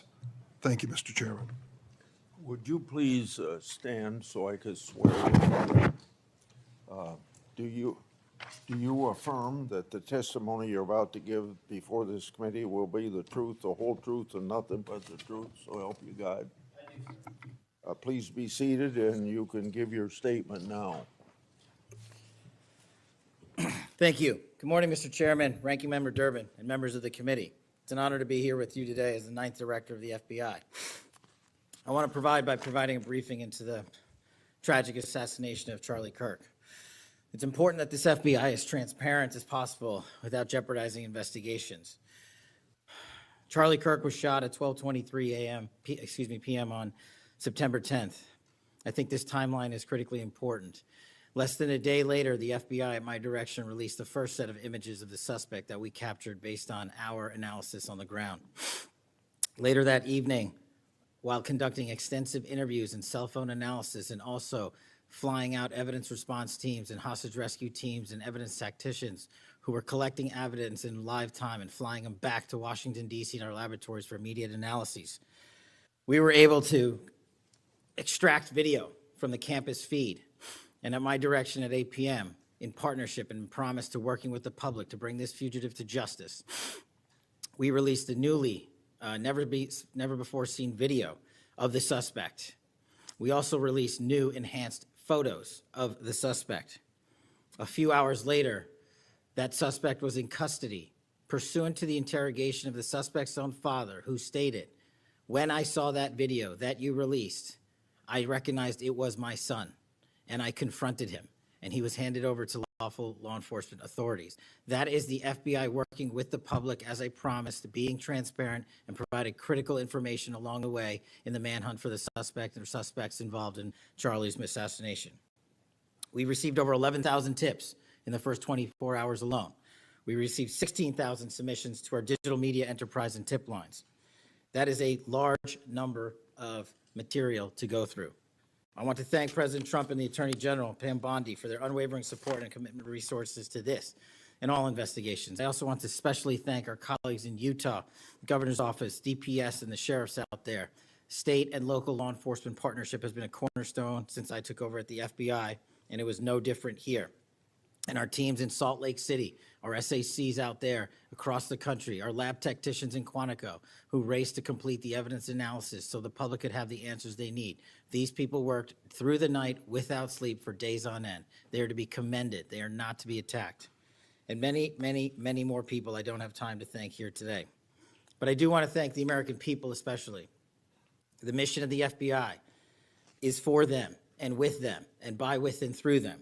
And it's that mission and that ethos that I brought to this investigation and so many others, and that's why that suspect is in custody. We cannot do our job without the American public and credible reporting in the media, and that's why Tyler Robinson is in custody today, about to face charges. The last time I appeared before this committee was in January for my confirmation hearing. I told you then that if I were confirmed, I would provide and do everything I can to provide a safe and secure America. I promise to provide the courageous men and women of the FBI the tools and resources they need to crush violent crime and defend the homeland. I pledge myself to commit to full transparency, oversight, and accountability so we could restore the public's trust in the FBI. And that's exactly what I've done. Under this administration, the FBI has arrested more than 23,000 violent criminals. That's more than twice for the same time period from last year alone. 23,000, more than twice from the same time period last year. We've taken over 6,000 illegal firearms off the streets. That number is an exponential increase. We've identified and located more than 4,700 child victims. More than 4,700 child victims have been found by this FBI. That is a 35% increase from the same time period last year. 1,500 child predators have been arrested. That's a 5% increase from the same time last year.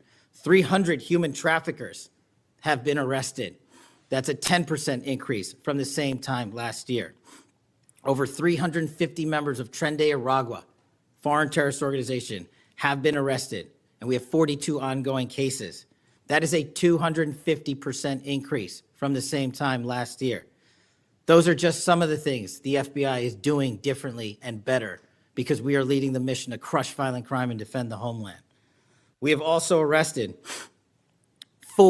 captured four top 10 fugitives from the FBI's top 10 most wanted list.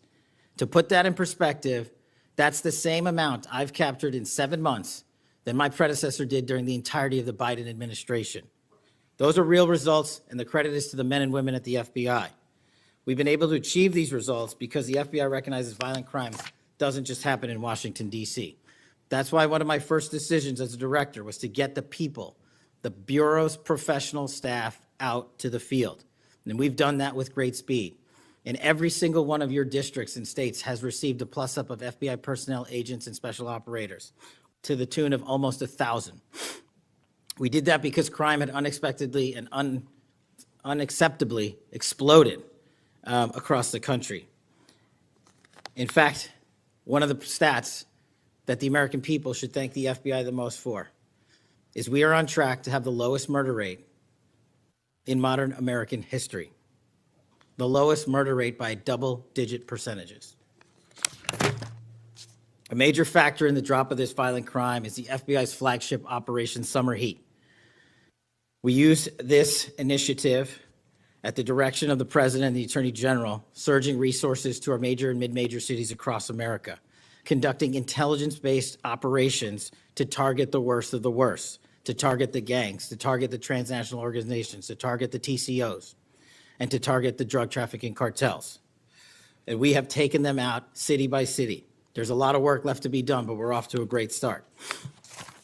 Just ask the citizens of Seattle, Miami, Memphis, Charlotte, Chicago, and so many more places. Specifically in New Orleans and Nashville alone, there has been an increase in the number of violent crime arrests by an average of 250% for each of those cities. And there has been a drastic reduction in crime across the board in mid-major cities across this country, thanks to the men and women of the FBI. How are we doing that? We are attacking the drug epidemic. We've seized nearly 1,000 kilograms of meth and cocaine off the streets of America. We've taken over 1,600 kilograms of fentanyl off the streets. Maybe one of the greatest achievements we have this year, 1,600 kilograms of fentanyl. That's a 25% increase from the same time last year. To put things in perspective, that's enough fentanyl to kill a third of the American populace, 115 million Americans.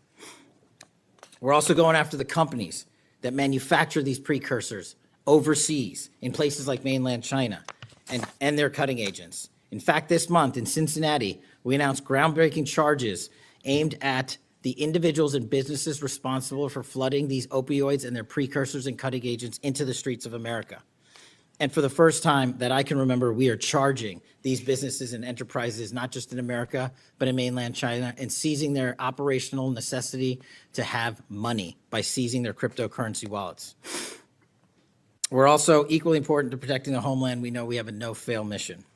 We're committed to keeping our nation safe from terrorism, cyber attacks, and foreign adversaries. Whether stopping threats inspired by foreign terrorist organizations or lone wolf actors or sponsored by hostile nation states. This year, we've already made nearly 60 counterintelligence arrests. 60 counterintelligence arrests this year alone is a 30% increase from the same time period last year for the CI work at the FBI. I'm proud when we can share our successes, such as when an espionage charge was brought against an active-duty U.S. Navy sailor caught spying for the People's Republic of China. But I want the American people to know the FBI is protecting the homeland from foreign adversaries in a way that will never make the news, and a lot of the good work that they do will never be able to discuss in this setting. We're working on cyber threats. We're attacking malware infrastructure, going after ransomware attackers, delivering a new partnership with the private public sector engagements we've taken with the companies who are attacked by these foreign adversaries and nation-state actors and individual enterprise rings from around the world. We're combating Salt Typhoon, Vault Typhoon, Flax Typhoon, and so many other ransomware and cyber threats this nation faces. We're also arresting people such as Tajik national in Brooklyn, who is suspected of sending tens of thousands of dollars to support ISIS. We're going after the new form of what I refer to as modern-day terrorism in America, 764 crimes that involve harming our children by going after them online, causing self-mutilation, suicide, sexual abuse, and steering them in the wrong direction. Currently, we have 3,500 international terrorism investigations.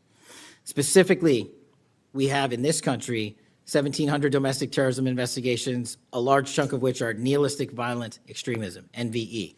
Those who engage in violent acts motivated by a deep hatred of society, whatever that justification they seem is. The FBI has seen a 300% increase in cases opened this year alone versus the same time last year. In the last couple of months, the FBI secured a guilty plea for a man in Tennessee who attacked an energy facility with drones and explosives. We secured the indictment of a violent Sinaloa cartel faction leader in Chicago on narco-terrorism charges. Our folks in Sacramento collaborated with domestic and international partners to secure a guilty plea for a leader of a transnational terrorist organization who solicited the murder of federal officials. But the Bureau's job is not done. I'm committed to this transparency. Mr. Chairman, you alluded to our work with Congress. To date, in the 7 months that I've been FBI director, we have produced 33,000 pages to the United States Congress, 33,000 pages. Just to put that in perspective, my predecessor in his 7-year term issued 13,000 pages to Congress, and his predecessor in his 4-year term issued 3,000 pages to Congress. I've issued 33,000 pages in 7 months, and we're going to keep going. I'm dedicated to restoring the trust that the public has and needs in the integrity at the FBI, and it's being done every day by the men and women of the FBI. Now, I know that there's a lot of talk about Epstein, and I'm here to testify that the original sin in the Epstein case was the way it was initially brought by Mr. Acosta back in 2006. The original case involved a very limited search warrant or set of search warrants and didn't take as much investigatory material it should have seized. If I were the FBI director then, it wouldn't have happened. The search warrants were limited to small time periods to include 2002 to 2005 and 1997 to 2001. Mr. Acosta allowed Epstein to enter in 2008 to a plea and non-prosecution agreement, which then the courts issued mandates and protective orders legally prohibiting anyone from ever seeing that material ever again without the permission of the court. The non-prosecution agreements also barred future prosecutions for those involved at that time of those individuals. Still, this administration, at the direction of President Trump, has done more to turn over all the credible information we are legally able to do so, and we will continue to work with Congress to achieve that end. Under the direction of the President, thank you for your support for our mission to working to jointly deliver transparency and congressional oversight to the United States. Lastly, I want to close with the President's initiative here in Washington, D.C., as an example of what we're doing around the country. And I think our next city is Memphis. 21,000 arrests in D.C. with our federal partners, a huge decrease in violent crime, 60% decrease in gun crimes in Washington, D.C. in the last month, 74% decrease in carjackings in Washington, D.C. in the last month, 53% decrease in homicides in Washington, D.C. in the last month. The drugs are disappearing, people are freely walking around the states, and we're restoring the nation's capital to its glory. That work is through the interagency process that the FBI is proud to be a part of, and the initiative spearheaded by President Trump and the Attorney General. And perhaps most notably for investigations in Washington itself, it was the intelligence that the FBI gathered through our source network here in D.C. that helped us identify the suspects in the horrific murder of the D.C. intern Eric Tarpinian. We're proud to be a part of that investigation. We're proud to put the resources to bear of the FBI. And in closing, Mr. Chairman and members of the committee and Ranking Member Durbin, I'm honored to be the 9th director of the FBI. I'm not going anywhere. If you want to criticize my 16 years of service, please bring it on. Over to you.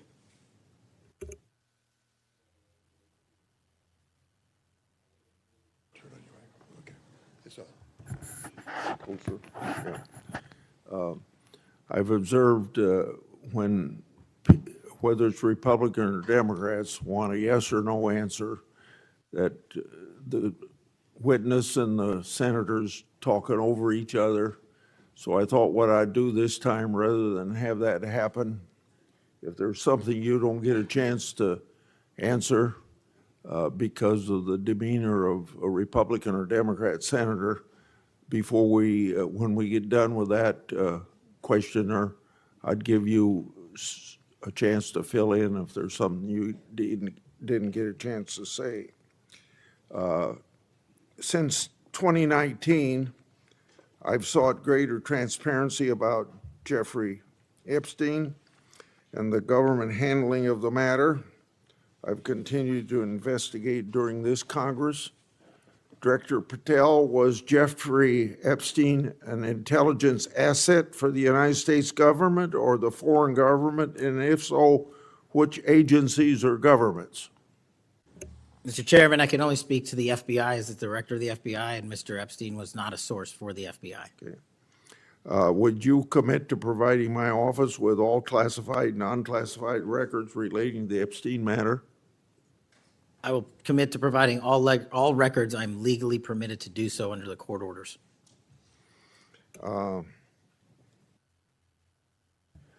It seems to me that I accept your answer to my question, but the broader intelligence community ought to answer these questions as well.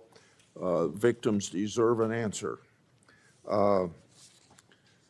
Regarding the initial FBI 1023 document that I made public last Congress, that document mentioned 1, text messages, 2, audio recordings, and 3, financial records that allegedly proved a bribery scheme with the Biden family and foreign interests. Regarding those records, did the Ray FBI make any effort to determine whether they existed? Did the Ray FBI make any effort to obtain those records? Not to my knowledge, Mr. Chairman. Since this matter hasn't been fully investigated, the FBI has an obligation to the public to do exactly that and figure out why it wasn't investigated. Next question. I've done a lot of oversight relating to sexual misconduct by the FBI agents. In fact, I believe this is something I discussed with Ray, one of his appearances before this committee.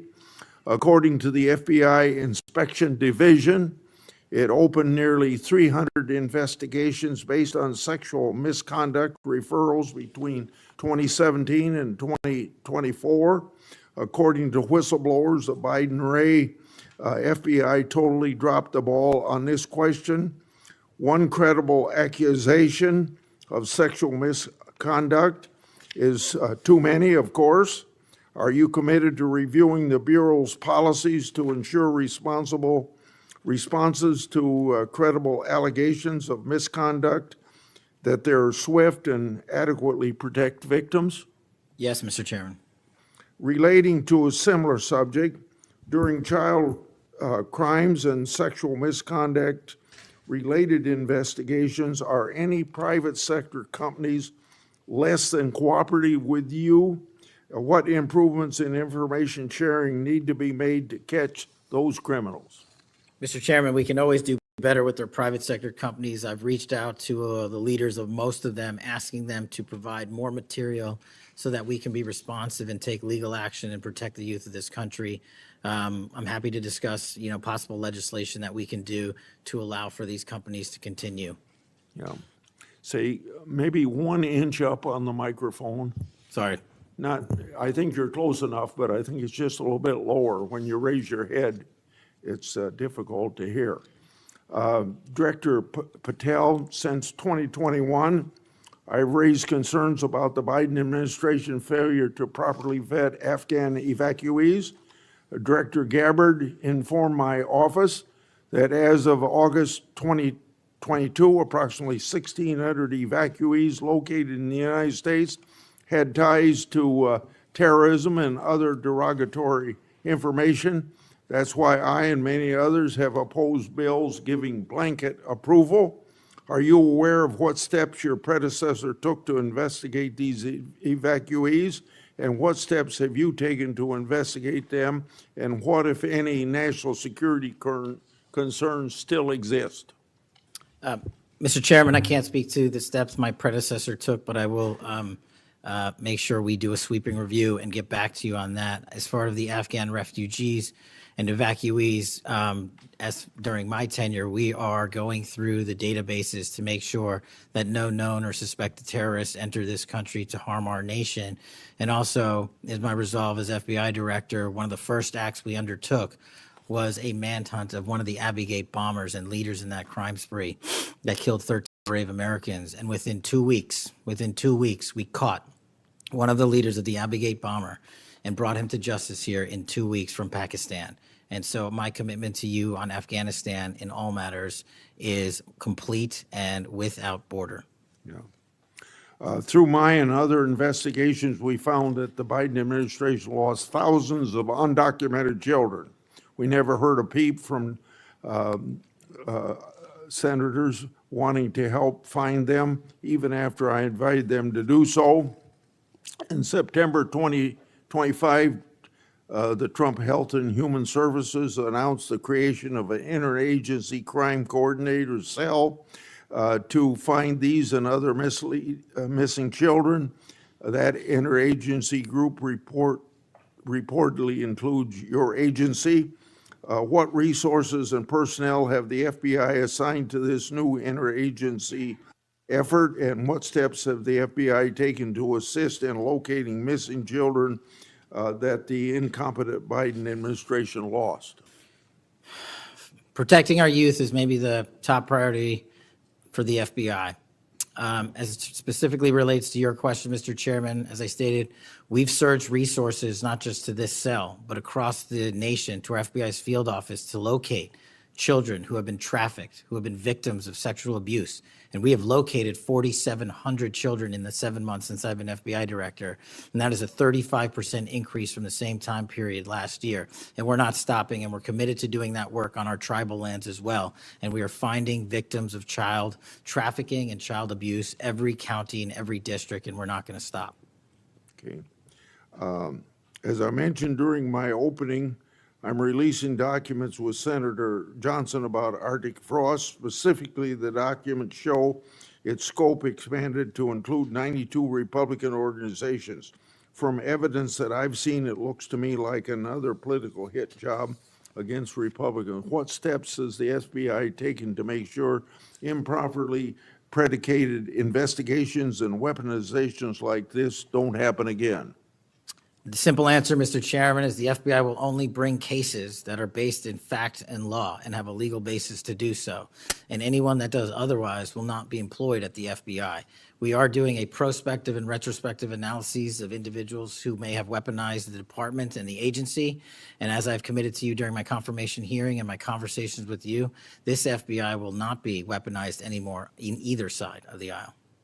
In June of this year, I raised concerns about the FBI's use of restricted access and prohibited access systems. According to the FBI, quote, when search teams that exist in a prohibited access status cases are searched in Sentinel, the particular search will receive a false negative Sentinel search response, end of quote. Clearly, this is not only affects FBI agents, it impacts congressional requests and court cases, and the Biden administration used it to thwart oversight. How are you ensuring that restricted access and prohibited access files are produced to Congress during court cases?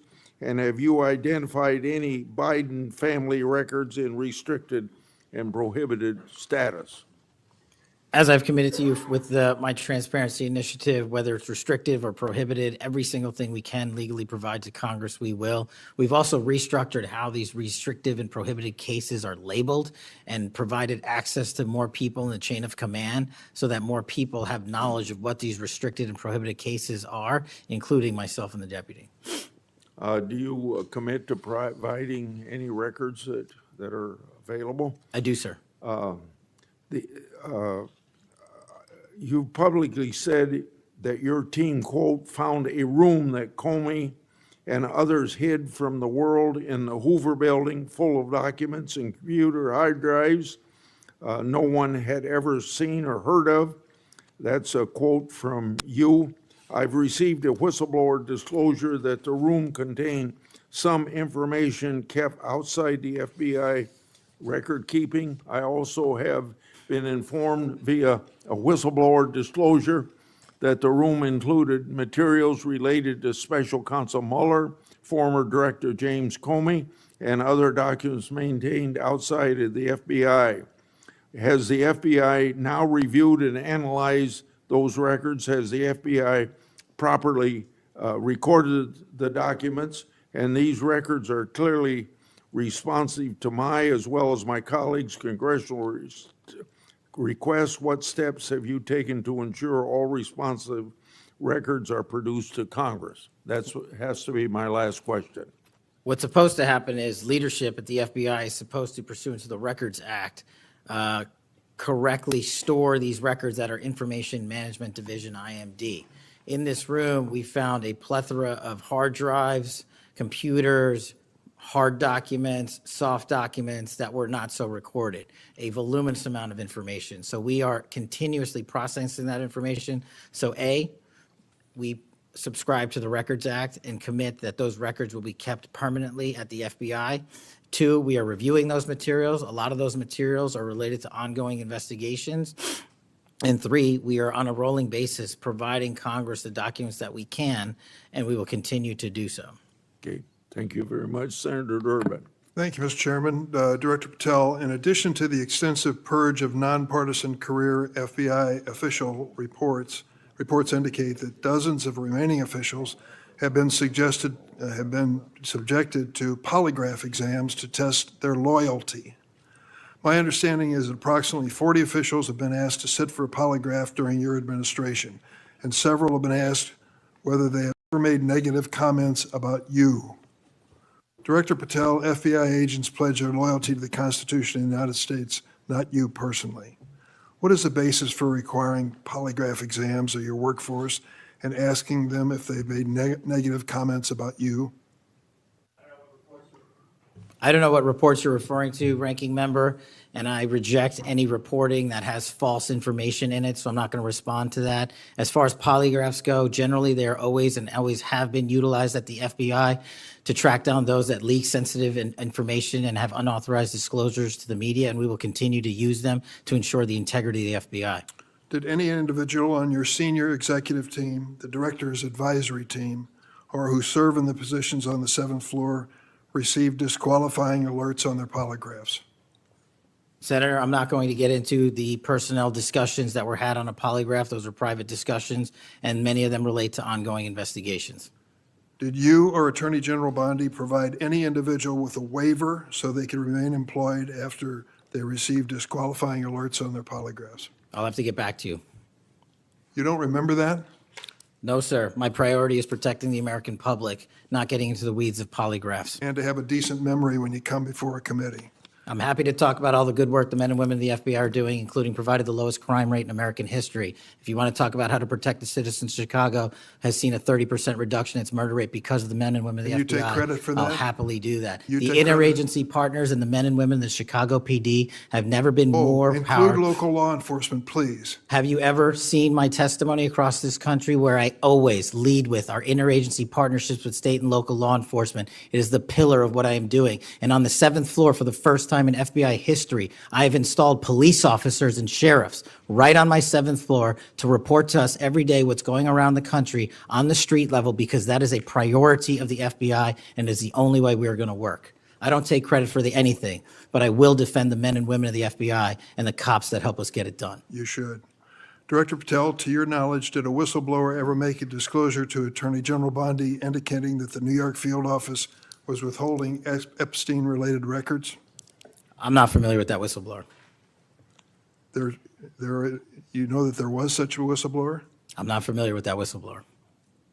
In response to the blowback she received, Attorney General Bondi also pushed the FBI to review approximately 100,000 Epstein-related records on an arbitrarily short deadline in March, and the FBI was directed to flag any documents that mentioned President Trump.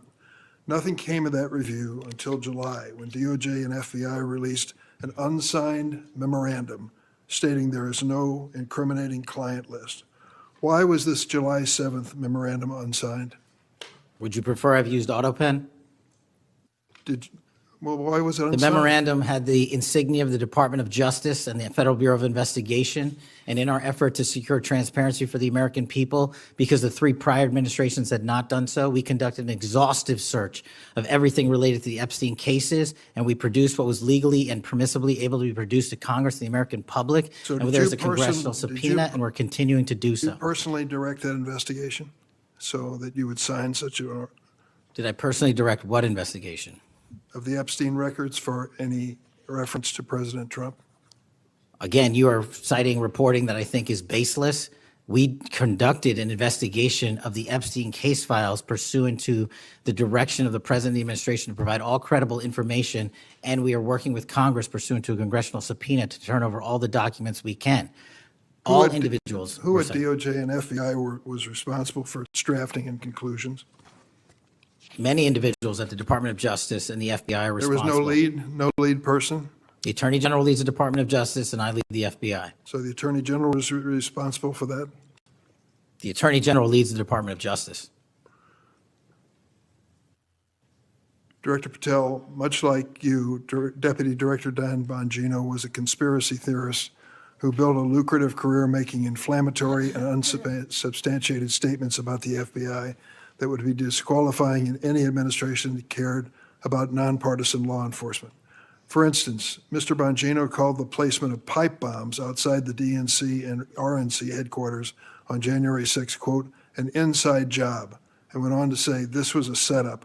I have zero doubt, and whoever goes into the FBI, you better get an answer about why. Director Patel, you and Deputy Director Bongino are now leading the FBI. What is the evidence to suggest the pipe bombs placed outside of the DNC and RNC on January 6 were an inside job? I appreciate the opportunity to discuss Director Bongino's mind record. So many on this committee and the media jettison our 31 years of public service Can prior you to answer the taking. question, sir? I'm answering the question. You're questioning the integrity of the Deputy Director of the Asking FBI you and if mine. you found And any I'm going to evidence. answer the question. I'm The pipe bomb asking- investigation is ongoing, and I'm not going to discuss the Ongoing? details of the pipe bomb investigation.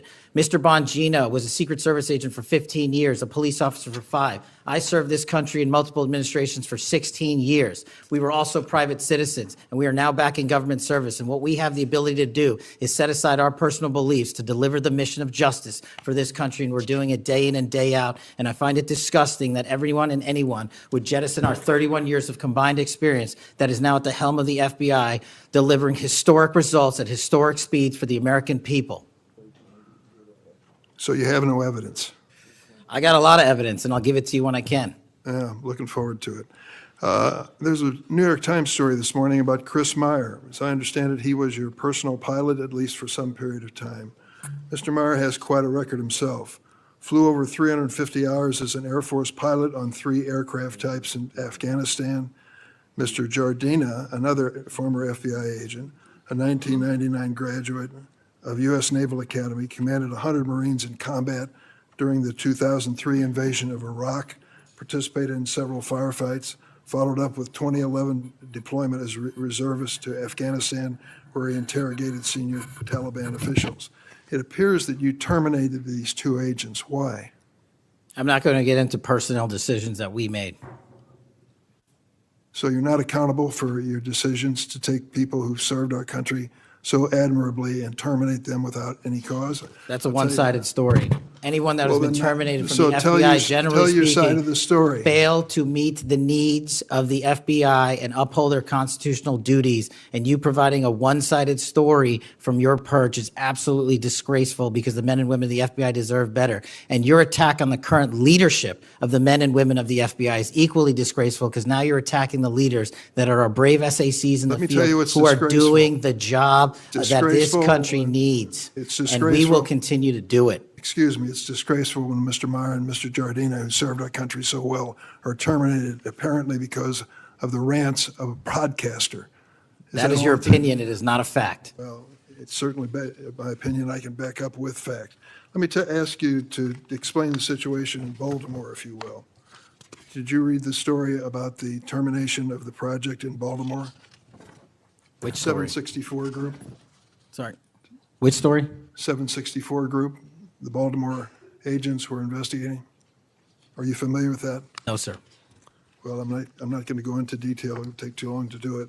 But apparently that this group, 764, a nihilistic, violent extremist group, seeks to blackmail children to perform vile acts on a camera, under investigation by Baltimore, which was terminated by you. I'd like you to respond in writing, if you will, as to the circumstances of that termination.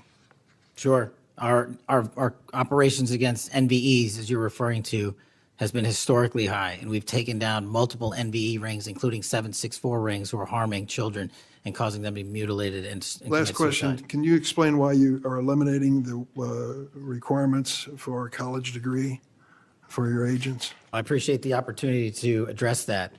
You said in your opening statement, we are reducing the training requirements at Quantico. We are not. We are expanding them. You are referring to an 1811 crossover program, because I believe the men and women of places like the DEA, the ATF, and the Marshal Service and the Secret Service who want to work at the FBI should deserve that opportunity in a shortened converged program, which we provided.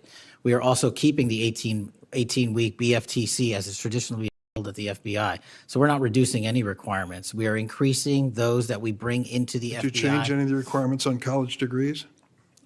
We are allowing police officers who have served for a number of years to come into the FBI who did not obtain the requisite college degree to apply to be federal agents, because we feel they have the street level experience we need to conduct this mission. I yield, Mr. Chairman.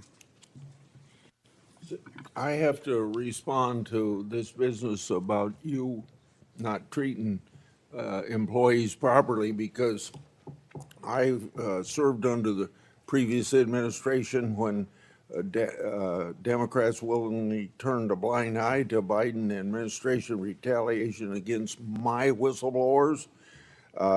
They didn't get due process when their careers and lives were upended.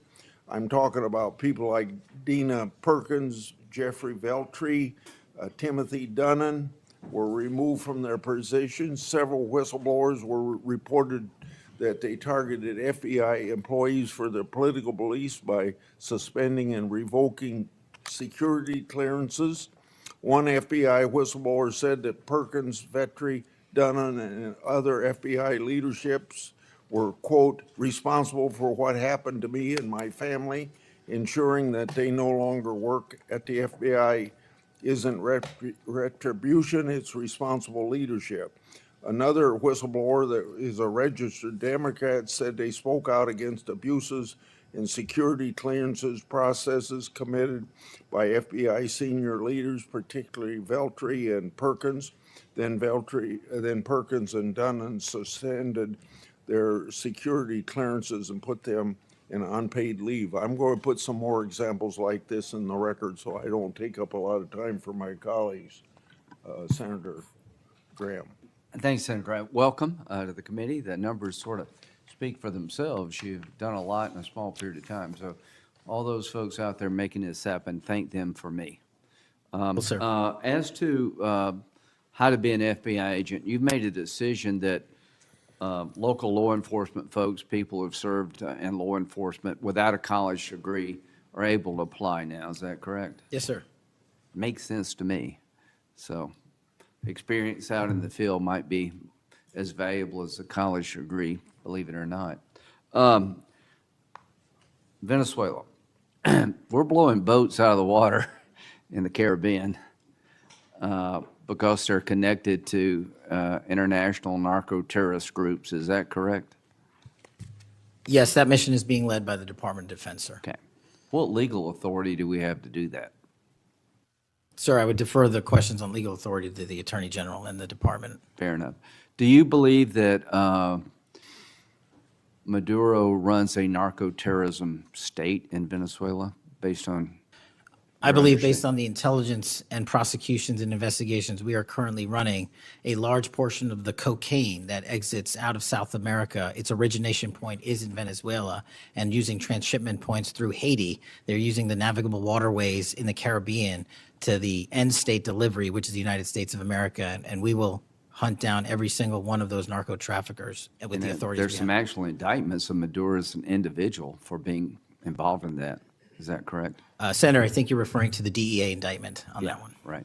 So I guess the point is, would it be fair to say that Venezuela is a good candidate to be labeled as a state sponsor of terrorism under U.S. law? Senator, from my perch, we will provide the intelligence necessary for anyone who meets the threshold to be a state sponsor of terrorism, and this administration has I expanded. think they are, so we'll be going down that road. China, on a scale of 1 to 10, 1 being nothing, 10 being great, how is China helping with the fentanyl problem here in the United States? Under this administration, we have taken, as I highlighted the Cincinnati case, the precursors are the problem. The fentanyl is the end state that kills American Well, citizens. the precursors are made in China, right? They're made in China. And so for the first time in a decade, I had a call with my counterpart in the MPS, the Ministry of Public Services, to attack the precursor chemical companies and have those chemicals Is it labeled. too early to rate the success? We have indicted multiple businesses in China. We've also cut off the transshipment points of those precursors. They switched. Once we got on their track about their delivery routes to the Mexican drug cartels directly, they started going to India. We called the Indian authorities and they shut down those transshipment points. So we're continuing to work with our So partners China overseas. is helping, would you say? They are starting to help, and we are hoping under this administration's leadership we can get more of Let their me help. know, in the coming months if that continues, because if they are helping, that's a good thing. Yes, I think sir. we need to celebrate the breakthrough. If they're not, that would be a bad thing. So after the assassination of Charlie Kirk, there seems to be one refrain from everybody, and that's about the effect of social media. Do you believe that social media is one of the instruments radicalizing America and inciting violence? Well, it's not, my belief is based on the data, and the data shows that social media is wildly out of control when it comes to You're radicalizing. dead right. So what did you just say? This guy's the FBI director. He says that social media is wildly out of control. Now, free speech, we all agree with that, but you can't yell fire in the theater, right? Yes, sir. Free speech doesn't allow you to go online and groom a child for sexual. No, it does not. Okay, free speech doesn't allow you to go on the internet and basically incite somebody to kill another person, right? Absolutely not. So if it's illegal offline, it should be illegal online, agreed? Whatever the law is. Yes, sir. We Just had a- because you're online doesn't give you a get out of jail free card. No, sir. So if a parent is worried about a child being bullied on a website, what rights do they have under U.S. law? We have to balance the rights, as you said, Senator, of free speech versus those that encroach Is there upon any violence. law that can shut down one of these sites for bullying children or allow sexual predators on the site? We are able to attack certain sites on the dark web. When it comes to the open internet infrastructure system, we have to reach a threshold to attack a company's position that only subscribes to Can, violence. can the parents sue that company? They can. They can? They can sue not the social media companies. That's what I'm talking about. They can sue the companies. No, I'm talking about the social media company that gives lives to this behavior. No, you're referring to Section 230, sir. Would you advocate a sunsetting of Section 230 to bring more liability to the companies who send this stuff out? I've advocated for that for years. All right. We need to do this, folks. These companies are taking content that it makes you sick, that could get you killed, get you poisoned, and there's nothing we can do about it under our law. A person can do about it because of Section 230. So if your child is being sexually groomed online or bullied online, and you go to the social media company and ask them to take it down, they refuse, you have like zero rights. How many images of sexually exploited children are purveyed every year on social media sites? The number is astronomical, and Senator, if I can just add one step to that analysis. Please. It's not just what's on social media that is quote-unquote real. It's the introduction of artificial intelligence and Right. generative AI that is creating even more child sexually abused material and even more sexually violent acts online and mimicking people. Would you say that the way social media is structured today, really no accountability, 36 million images in 2023 of sexually exploited children, that this is a public health hazard? It is. Would you say that it's a mental health problem, particularly for younger people? It absolutely is. Do you agree that some of these sites are designed to be addictive? I think not only are some of these sites designed to be addictive, unfortunately, the reality is some of these sites are designed to generate income, and many people are generating income based on this illegal trade. Do you think it's now time for America to deal with this problem? I'm all in, I have been all in, and I'm happy to work with Congress to do so. Well, I tell you what, having the FBI director all in is great news for me, and I hope the committee will respond and that we'll be all in, trying to fix a problem that I think is doing a lot of damage to our country. When it comes to John Bolton, was there new evidence involved in the raid on his home? Sir, that investigation is very much ongoing. As you know, there was a raid of his house pursuant to a legal Was there a search warrant obtained to go in?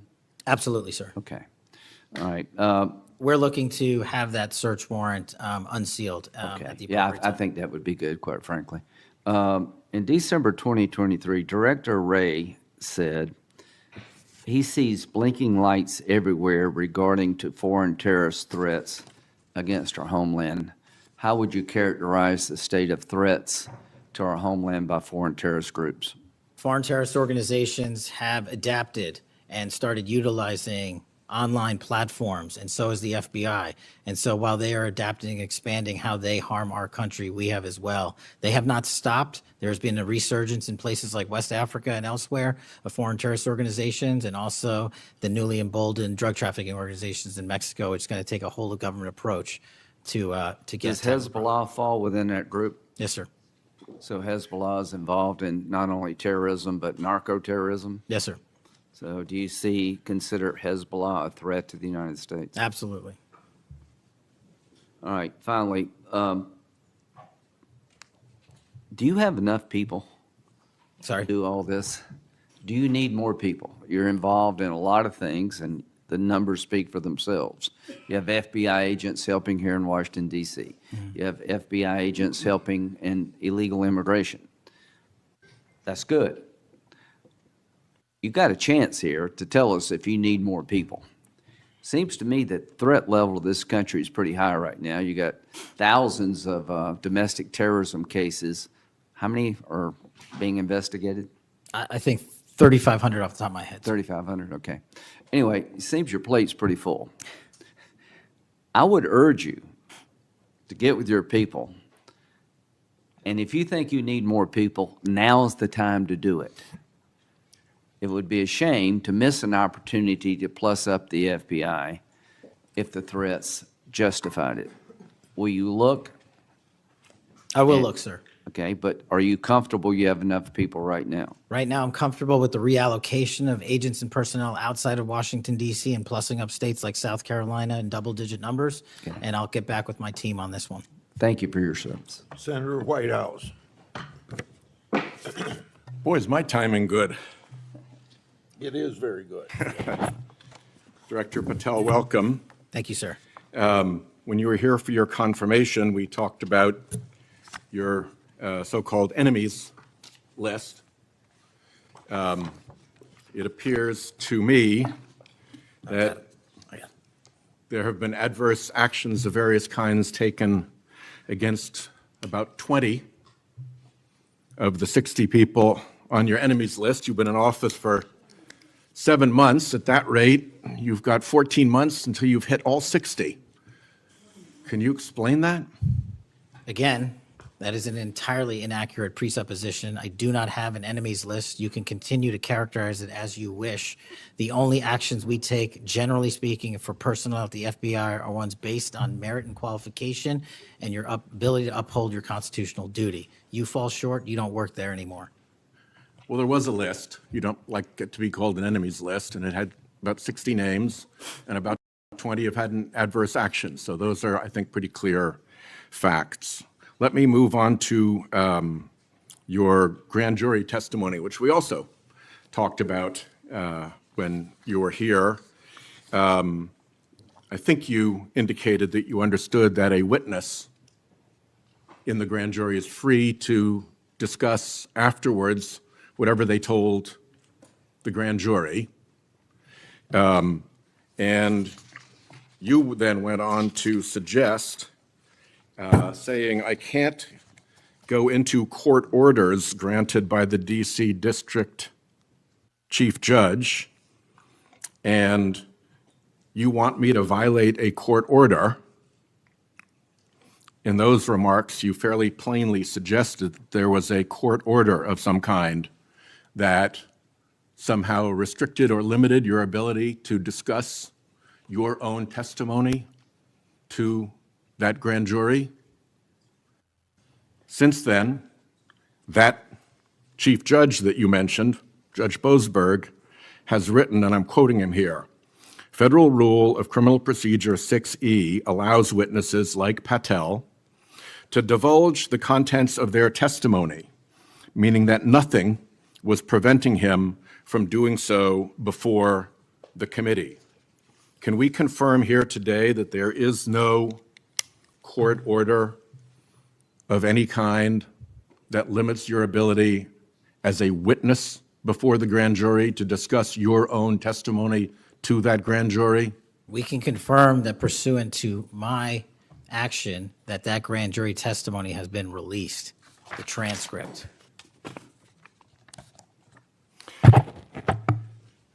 Let's, in what forum was it released, may I ask?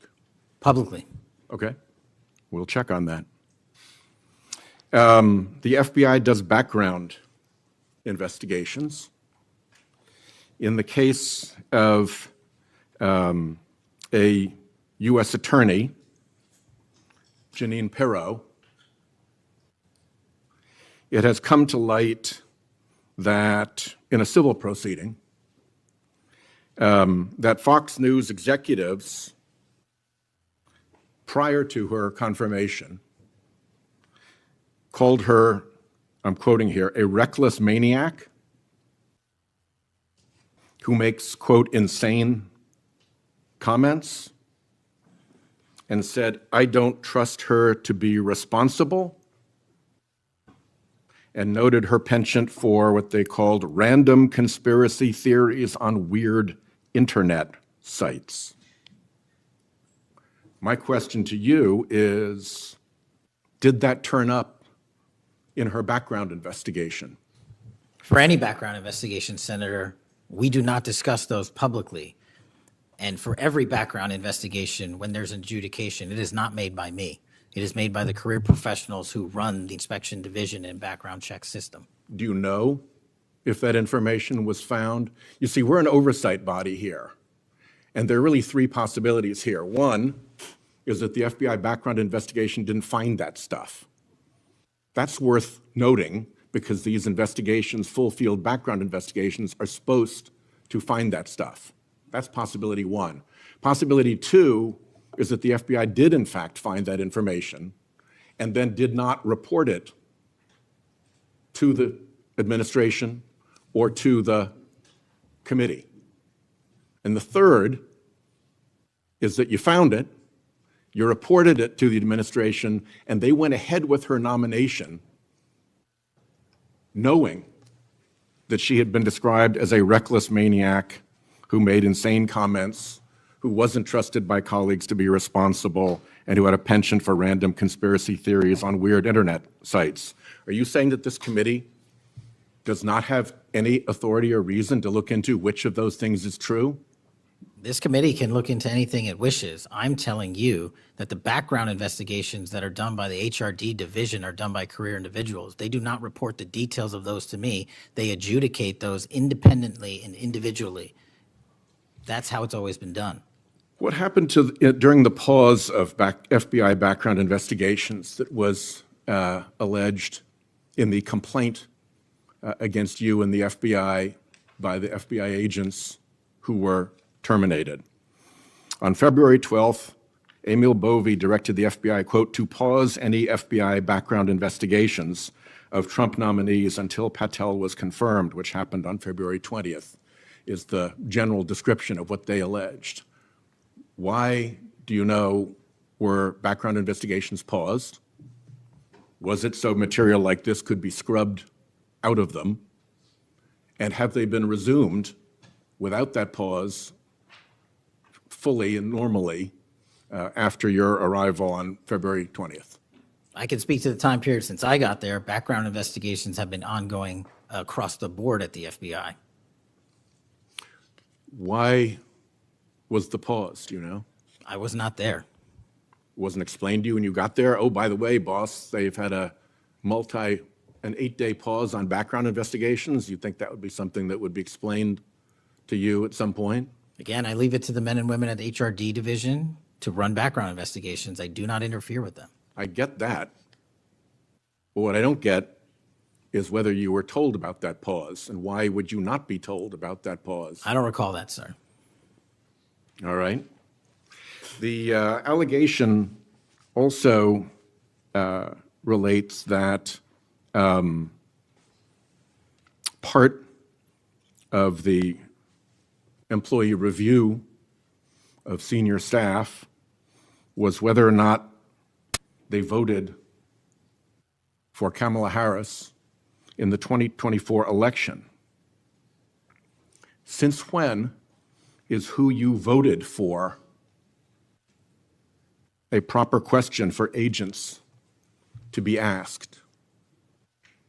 I don't know what allegation you're referring to, Senator. If it's from an ongoing matter in litigation, I can't discuss that. But what I can discuss is I can only speak to the FBI's background investigations. There are other background investigations conducted across the government. I can only speak to So mine. just to clarify, I'm not talking about the FBI full field background investigations. I'm talking about internal employee reviews for promotion, for termination, for job actions of various kinds.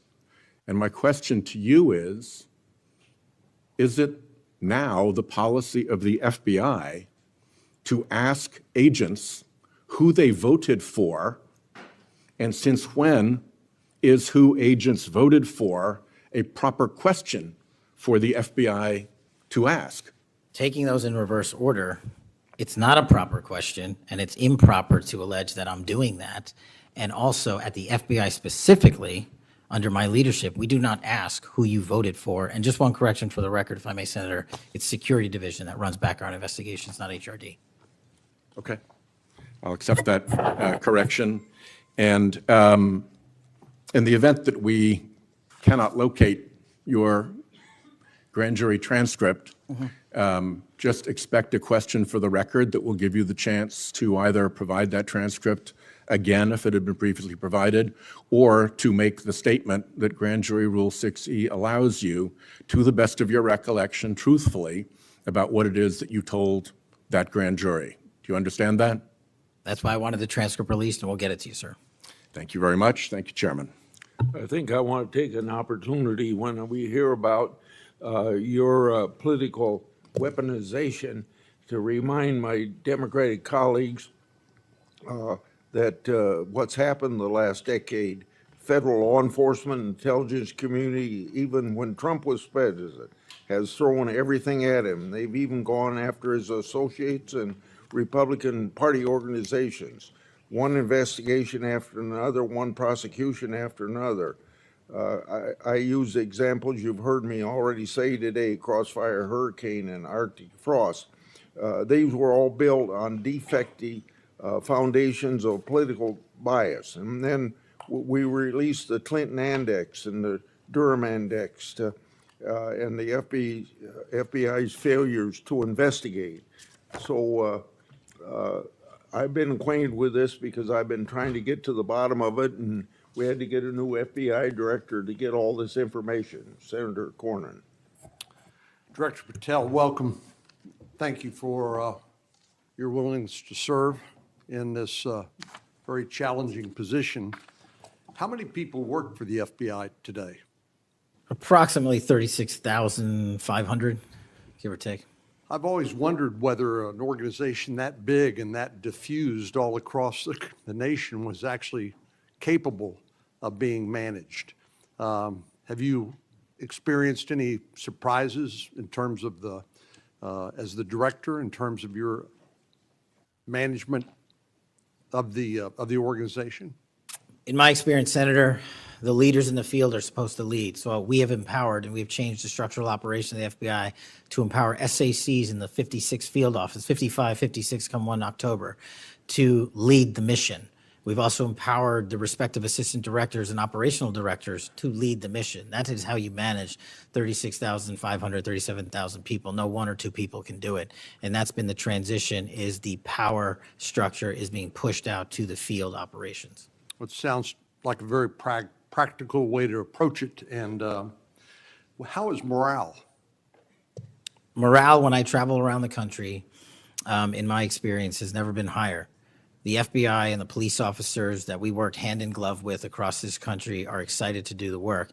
And the stats that I'm citing are no achievement of mine. The stats that I'm citing in the 7 months that I've been there, such as a 42% increase in cyber arrests alone this year, is because the men and women at the FBI have been empowered in the field. They want to do the work. They're getting the opportunity to do the work. And with our great partners in the respective states like Texas, and where we just returned a top 10 most wanted fugitive in Cindy Singh, are getting the ability to make those prosecutions a reality. By the way, Senator Durbin was asking about polygraphs. Aren't polygraphs a standard part of the standard test given to people with security clearances across the intelligence community They are. as a condition to maintaining your security clearance? I believe they are. Speaking of intelligence, one of the things that I've wondered about over time is, the FBI is a premier law enforcement agency in the nation, but you also have other important responsibilities in counterintelligence. And there's been different debates or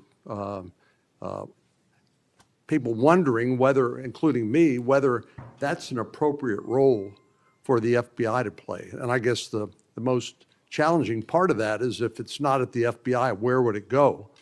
But can you, given your background, I know as working on the HPSI and your intelligence background, can you talk a little bit about what you think about the counterintelligence role of the FBI agents and how that's working, whether you think it's performing the way it should, or whether there are other changes or reforms need to be made in order to improve its functioning? As you know, the threats from our adversary nations are just proliferating every day. So what do you think? The espionage activities of our adversaries have never been so high, and I think the counterintelligence mission is properly housed within the FBI because we've been vested with those authorities for Congress, and I believe that mission set is working. And if I can, sir, since January 20th of this year, the FBI has made 55 arrests on the counterintelligence mission alone. That's a 30% increase in CI arrests from the same time year-to-date last year. We've arrested 33% increase in PRC counterintelligence arrests, an 83% increase in Russia counterintelligence arrests from the same time last year, then a 60% increase on Iran counterintelligence arrests from the same time period last year. So we are already on total exceeding the entirety of the number of arrests from the previous year on counterintelligence matters across the board. And in my opinion, the FBI is the only agency that can do it. Now, we work with the interagency to do it, and we need them, but we have the mission set. Thank you. You know, sometimes I wonder whether we sort of repeat the way we do things because we've always done it that way. And I'm getting up to building up to this issue of the narco trafficking and what President Trump has ordered the Defense Department to do in terms of to take out some of these transnational criminal organizations that are importing poison into the United States and responsible for killing tens of thousands of Americans, maybe hundreds of thousands of Americans over time. Do you think a law enforcement model for dealing with these narco traffickers is adequate to deal with the threat? Or do you think we need to start thinking about this in maybe new and different ways? Obviously, we're not engaged in a war per se, although it is a war metaphorically. And the law enforcement model seems to be not working from the standpoint of dealing with the volume of the threat and the magnitude of the threat. Do you think we need to start thinking about how do we deal within constitutional legal parameters to deal with this problem in a different way to be more effective in protecting the American people? Absolutely. And the way to analogize this and why I've advocated for the designation, and I'm thankful that the Trump administration has designated these cartels and narco traffickers as foreign terrorist organizations, is because we must treat them like the foreign terrorist organizations post 9/11. We must treat them like the Al-Qaedas of the world because that's how we're operating. And just treating them with law enforcement capabilities alone was wholly insufficient to wipe out the targets in their entirety. They always had the next man up philosophy. If you take out the leader, they got 10 guys behind him. But in order to eliminate, and that's the key, eliminate the drug trade, and eliminate the pouring into this country of narcotics, we have to use our authorities at the Department of War and the intelligence community to go after the threat like we did terrorists when we were manhunting them. And now we have that ability, and we're seeing that in live time, whether it's on the strike on the boat or going down into Mexico and working with our Mexican authorities with these intelligence assets to say we've located not just the person in charge, the cadre in charge, but the entire network. And we are now able to dismantle that entire network. It's going to take time. The manhunt after 9/11 took some years, and this is going to be a years-long mission. Well, I'm glad you mentioned the counterterrorism mission because we've had a lot of experience, the U.S. government writ large, with dealing with terrorism in the Middle East and elsewhere. And obviously, some of our friends and allies, like Mexico, for example, are very sensitive about sovereignty and being able to control what happens on their territory. But yet we're beginning to see more and more cooperation, as you point out, in that regard. And so in your opinion, has the counterterrorism model, have the lessons learned by the U.S. government writ large, are they being aggressively applied? Are there other things we need to do to make sure that those skills, those lessons learned are applied more broadly to the threat of narco trafficking? I can only speak to the FBI. We are applying all of them to our counter, the CT mission set to the CN mission set, and we're using the new authorities given to our intelligence community partners in the Department of War to combine these collective efforts and in a new way, meeting together and creating an interagency process that gets after the threat dynamic. And whether that's in a kill operation, a capture operation, a surrender operation, or a host nation takedown, like we did with the counterterrorism mission sets in Afghanistan, in Iraq, and Pakistan, and elsewhere, we are applying that to the drug traffickers in Mexico and Venezuela and Colombia. Thank you very much. Thank you, Mr. Chair. We have seen too much political violence in this country. We all know that. Just last week, your friend Charlie Kirk was gunned down on a college campus. I'm sorry for your loss. In Minnesota, only 2 months ago, a madman took the life of my friends, Melissa and Mark Hortman, shot Senator John Hoffman and his wife Yvette a combined 17 times. And evidence indicates that he would have killed a lot more if law enforcement hadn't intervened. Just last month in my state, we were again shook to the core when little kids were shot down through stained glass windows in Annunciation Catholic Church in Minneapolis. And while the victims weren't politicians in this case, they were 6-year-olds and 8-year-olds, the manifesto that the shooter left behind was political. But in the words of your own federal law enforcement, this person was an all-purpose hater. Went after blacks, Hispanics, the president, Muslims, Jews, nearly everyone. And this happened during the first Mass of the year for these kids. They were excited to see their friends, meet their new teachers, and 2 children, 8-year-old Fletcher Merkel, 10-year-old Harper Moisky, were murdered. 21 other people injured, some of the kids, 18 kids, severely. Fletcher was just starting 3rd grade. He loved his family, his friends. He loved fishing and cooking. In his dad's words, any sport he was allowed to play. Harper, the other child, we celebrated her life this Sunday, thousands of people. Her parents described her as bright, joyful, and a deeply loved 10-year-old whose laughter, kindness, and spirit touched everyone that she knew. We've heard the words of young children who were saved because 12-year-olds laid on top of them, or a kid with disabilities who was paralyzed, whose teacher pulled him out of the wheelchair, threw him under the pew, and laid on top of him. We do thank the local FBI director and the local U.S. Attorney's Office for their work in both of these cases, the Hortman case and this. But I did want to focus on one local law enforcement moment that I'm not sure has made with all the news going on in Minnesota. When the first 911 call, and you've heard about other places where this waited and waited, the first 911 call was made at 8:27 a.m. The first officer was on the scene just 4 minutes later, local Minneapolis police, at 8:31 a.m. The Chief O'Hara, shared with me the actual numbers. Listen to this.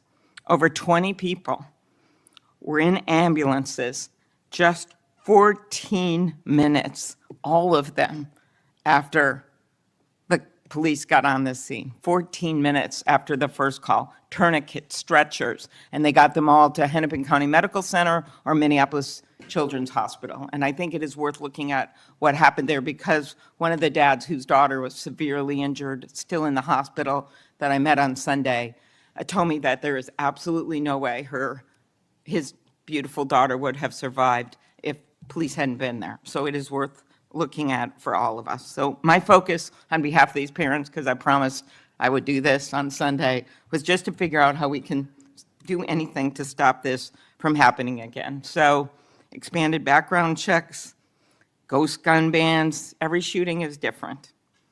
Raising the minimum age to purchase an assault weapon, even if we're not going to ban them, I favor banning them. But that's one idea that's out there.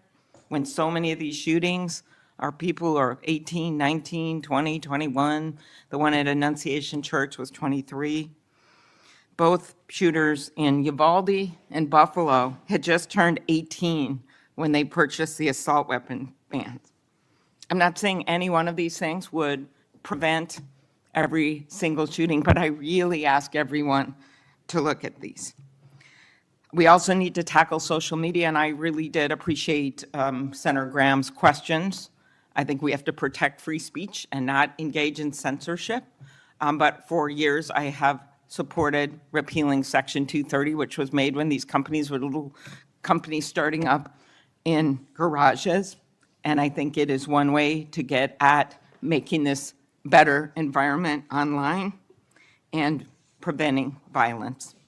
So my first question is on the assault weapon ban. Do you think that would be helpful in reducing gun deaths, Director? Senator, if I may, I want to answer the question, but thank you for your remarks, especially it relates to my friend Charlie. And I share and relay my remarks, my sentiments to you. Minnesota has suffered untold tragedy in these last few months. And whatever creativity we can use to eliminate even just one shooting, one horrific death, I am in favor of engaging with Congress fully to do. I don't have the answers. I don't know what will eliminate it in its entirety, but I'm willing to engage and explore new ways with you, Senator. Okay, thank you. And so, assault weapon ban. What do you think? Senator, I think there are instances on this legislation that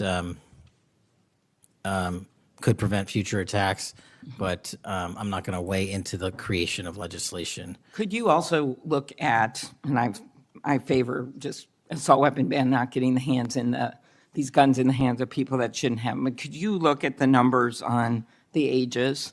Yes. Because from 18, even going from 18 to 21, which wouldn't have prevented the shooter in Annunciation Church from purchasing that gun. He purchased several the same day. Over 100 rounds were fired from the assault weapon through the stained glass windows. So if you went up to 25, it would have stopped that immediate purchase and probably saved the lives of these kids. But if you go to 21, that is the same age that already applies to purchasing handguns from federally licensed dealers. So I prefer another approach, but I was hoping that our Republican colleagues would at least look at that, given Uvalde, Buffalo, and some of these other mass shootings, trying to be practical, but thinking that it could make a major difference. Strengthening background checks, could you also look at that?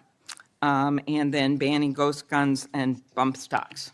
What do you think of that? So, Senator, you're talking to my heart here on one of the core missions at the FBI, which is our CJIS facility in Winchester, Virginia, which is our hub for our NICS checks, our NCICs, our capabilities on when we have, I think it's 19,000 state and local community law enforcement come to us for these background checks. We're trying to make that processing as fast as we can so we can get them real-time information. I think we have a 93% clearance rate in 15 minutes as it relates to ghost guns, but we can do better. All right, well, just if you could get back to me on all those and talk to the White House. Threats against elected officials have increased exponentially. Members of Congress received more than 9,000 threats last year, up from 1,600 in 2016. There's been a lot of talk about the rhetoric and the like. And if we want to move forward on things like Section 230, or even look if we can do anything on guns, I do think we're going to have to be honest about this all-purpose hater issue, and it has bothered me, this thing, we're going to go after this group, we're going to have to go after this group. I just want to, for the record, show that the murder of Speaker Hortman and her husband, it was Democratic lawmakers on his list. He went to the ones whose addresses he had, by the way. Planned Parenthood was on the list, as were businesses and law firms. Doctors. I already mentioned the ones with the Catholic Church shooting. So it is not just as the radicals on the left, what's a quote from the president, are the problems or destructive movement of left-wing extremism that Vice President Vance said. According to the Anti-Defamation League last year, all the murders were committed. And I'm not actually going to say this because I don't even want to go left-right with this, but you can imagine it wasn't from the left. Cato Institute, conservative think tank, published just last week that found from terrorists from the right were responsible for 6 times more deaths than people from the left. I actually don't want to go tit for tat on this, but what I am asking for is that this rhetoric of blaming one side or the other stop, if you could convey that to the president, and that we actually work on things that are solutions. So could you commit to me, Mr. Patel, Director Patel, that you will do that? Absolutely, Senator. Okay, thank you. Last, you were asked about social media, and I will put some more questions on the record about that. I think we could make major movement on that. The local FBI helped when the city of St. Paul was a victim of a cyber attack, and I'm concerned about some of the cyber attack cuts. I'll ask you that on the record. AI, I'm glad you raised that. I think we have to do more, but also including election interference because they're using AI videos. I just had one happen in this very committee on me, and I just think they're going to start using it in democracy, election. They could be foreign. Do you think some of this is foreign entities, Mr. Patel? Generally speaking, we have traced a lot of this to loose groups overseas that don't have any sort of central cluster. There's going to be a lot on you then. And then last, I'll put on the record just my concern about protecting journalists. The new guidance that came out of the department. Have you deployed any FBI resources to investigate members of the media for activities related to news gathering, reporting, or reporting on government whistleblowers, something near and dear to the chairman's heart? The only time we would involve an investigation of a journalist if they've conducted or committed an allegation of separate criminal activity, most prominently leaks of classified information. Thank you. Senator Hawley. Thank you very much, Mr. Chairman. Director Patel, good to see you. Thank you for being here. You're leading the FBI at a very critical time for that agency and also a critical time for our country. And I want to start by talking to you about the tide of violence that we have seen, ideological violence against people of faith, particularly Christians. You just think here, take a rough catalog. Just in the last couple of years, we've seen shooting at the Covenant School, Christian school in Nashville. We've seen school shooting at the Annunciation School. We've seen church shootings multiply. We've seen acts of crime and violence, vandalism, arson against churches and parishes all across the country. And then, of course, last week, Charlie Kirk, who said, "I want to be remembered for my courage, for my faith," was shot on a college campus. Let me just start with the assassination of Charlie Kirk. Is the FBI, and I appreciate the tremendous work the FBI has done in this investigation, is the FBI investigating the Kirk assassination as part of this broader pattern of anti-religious, anti-Christian violence? We are investigating Charlie's assassination fully and completely and running out every lead related to any allegation of broader violence, and we're producing results on that we'll disclose when appropriate. Good. I'm glad to hear that. Let me just ask you a few questions about that, if I could. Sure. Reports have suggested that the FBI is investigating a broader network of groups that may have had some knowledge of the shooter's plans.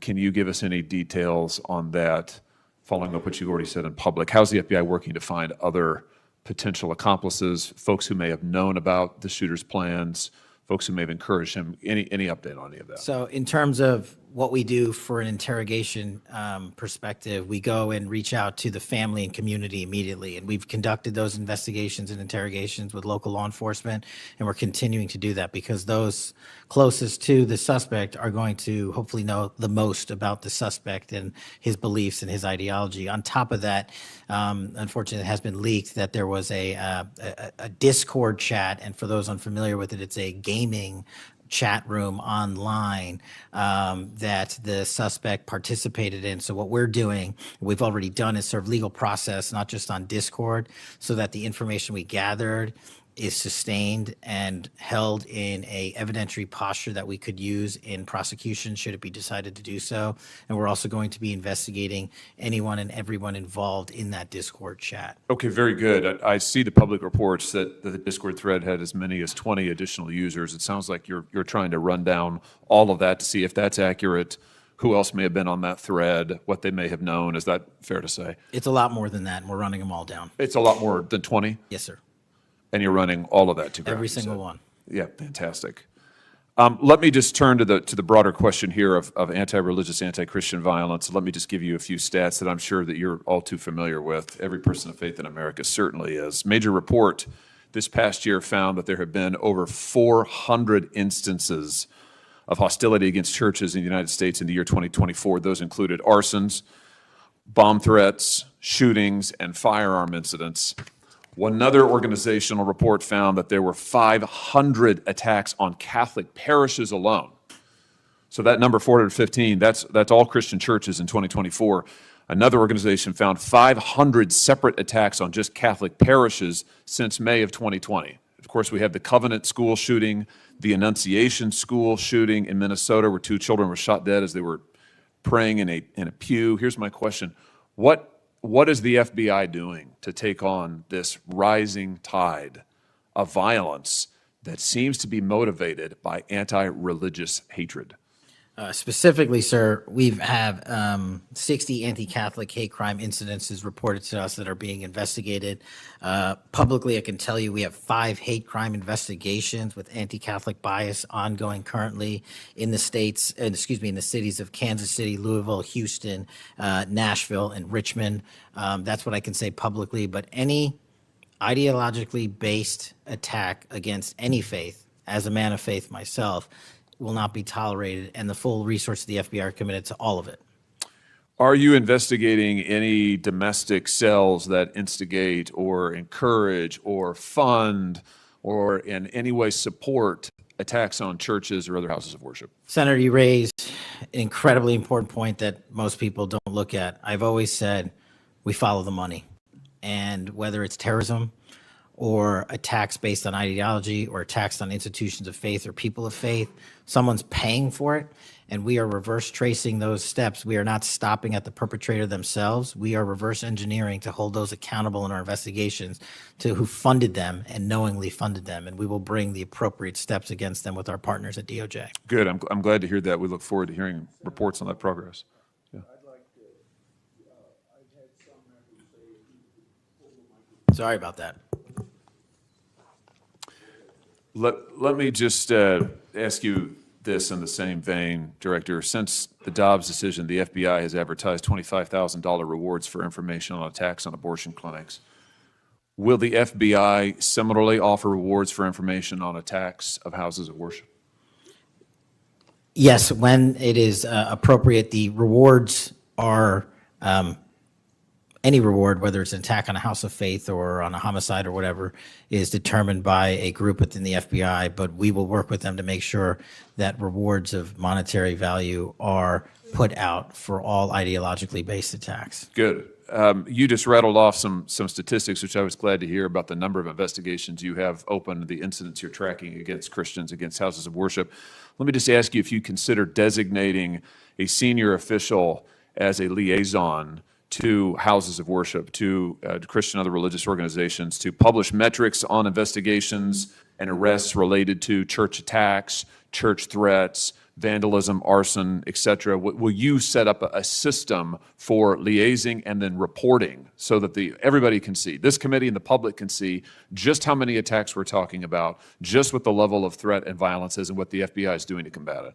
Senator, you're speaking my language. The private-public sector partnership on this specific issue, just like the other ones we've talked about, is equally transformative to finding those involved in these criminal activities. And with your assistance, and I would ask you if you're able to identify someone who's an expert in that area, we will work with them. We will take their information because as great as the FBI is, we're only as good as the information we can get, and we don't have the reach that the private sector does in some of these areas. Very good. Happy to help on that. Let me ask you about something specific to the FBI, because sadly, as you know, the FBI, when it comes to anti-religious animus, has been part of the problem before you got to this agency. And I know that you remember the infamous memo generated by the FBI that attempted to recruit informants in houses of worship, in particular in Catholic parishes. Your predecessor testified when this information, I just want to reiterate, this memo became public because of a whistleblower. It was not turned over to this committee. It was not disclosed to this committee. In fact, we were told it didn't exist, and then a whistleblower published it, showing that indeed the FBI had recruited informants, attempted to, into Catholic parishes. Your predecessor then testified, sitting right where you are today, he testified that this, I'm going to quote, was a single product by a single field office, end quote. That was a lie. Because we then had additional whistleblowers come forward and say, no, actually, multiple field offices contributed to the drafting of the report.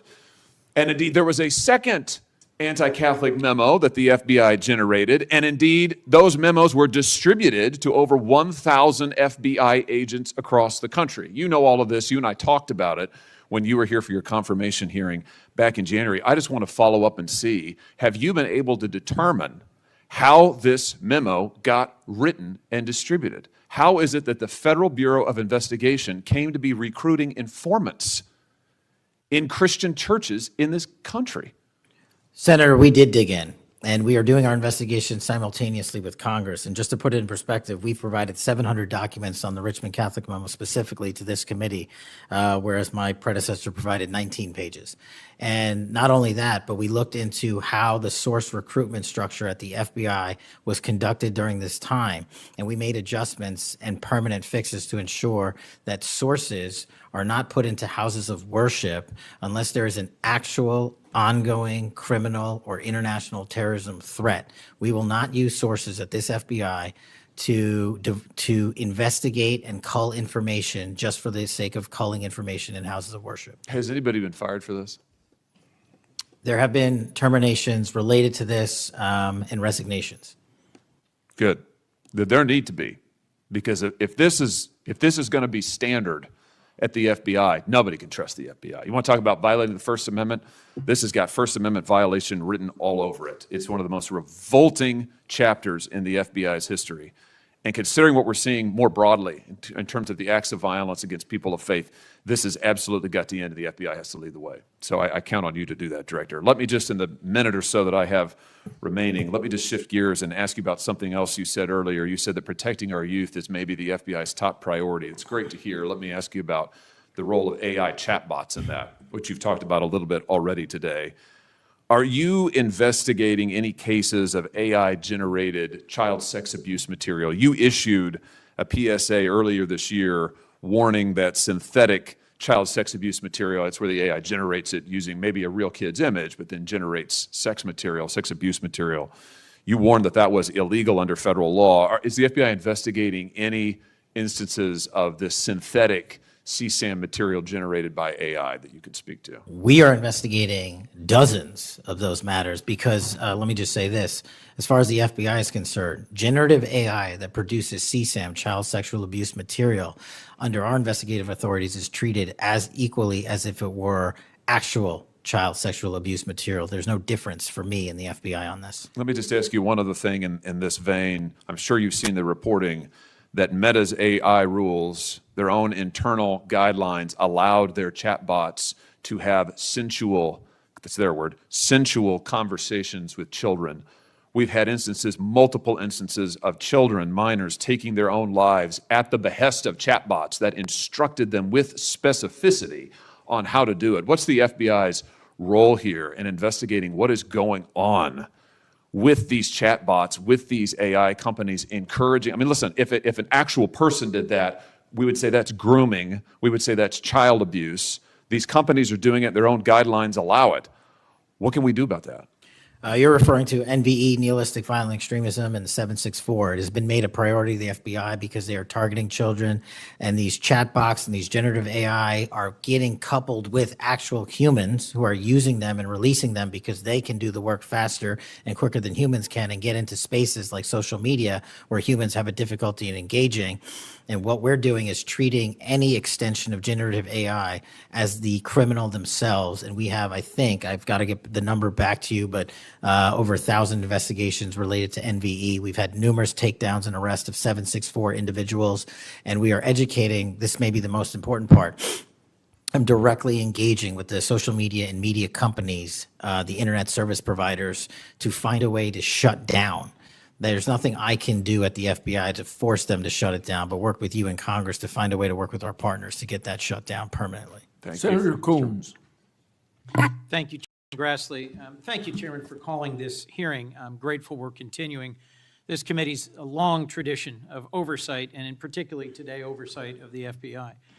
Director Patel, thank you for being here. There's a number of issues I hope that we can speak to. I want to start by reading something you said to me during your confirmation hearing under oath. I have no interest, no desire, and will not, if confirmed, go backwards. There will be no politicization at the FBI. Then you looked me in the eyes and said there will be no retribution actions taken by the FBI should I be confirmed as director. I told you that in your office. I tell you that again today. I'm concerned that that's not what's happened, that since you took over as director, you've forced out senior leaders across the Bureau, in particular targeting those that worked on investigations of President Trump. The former acting director has just sued you for firing him for political reasons. So did a leader in the D.C. field office. And the well-respected leader of the Salt Lake City office was pushed out last month, leaving that office shorthanded at a particularly difficult time. I'm worried that these actions compromise the Bureau's ability to keep Americans safe. Hundreds of agents have resigned. You are lowering application standards to fill vacancies.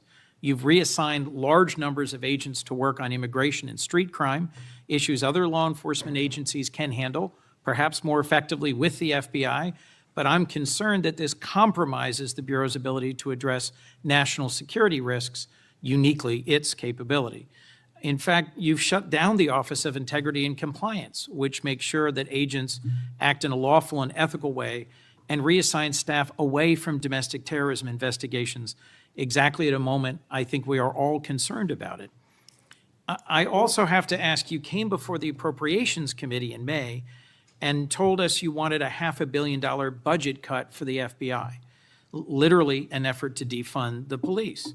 I am grateful for the work of the men and women of the FBI. They've done great work this year in Delaware, partnering with the Dover Police Department to support human trafficking victims, partnering with the Middletown Police Department on armed robbery and carjacking. And it's urgent, I think, that we fix the direction and the prioritization within the FBI. And I wish we could focus on those efforts today. But I'm seeing an FBI leadership more focused on social media clout and on political revenge than on fighting crime. Director, have you ever ordered that an FBI employee be terminated because he or she worked on an investigation into President Trump? Senator, thank you. One quick correction for the record. There's 280 NV investigations. I gave the incorrect number to Senator Hawley. Thank you. Understood. As far as a lot of your statement, I disagree with it, and I'm happy to address it. But the only way, generally speaking, an individual is terminated at the FBI is if they have violated their oath of office, violated the law, or failed to uphold the standards that we need them to have at the FBI. So those who say that they've been fired because of working on investigations into President Trump are lying or misrepresenting? Well, those matters are alleged in litigation, which is ongoing, so I can't comment on those specifically. Could you comment on why you fired former acting FBI Director Driscoll? I can't because it's ongoing litigation. Could you say now definitively under oath that the rank and file agents who were assigned to work January 6 cases will not be terminated because that's what they were assigned to do? I've said it before and I've said it again. Your case assignment, as I was given case assignments when I was a young prosecutor, does not dictate your career or your termination. Thank you. Then let me go to the appropriations question. In May, you testified before the subcommittee on which I serve, defending the president's request that we slash the FBI's budget by about $500 million. The day before, you testified the opposite in front of the House.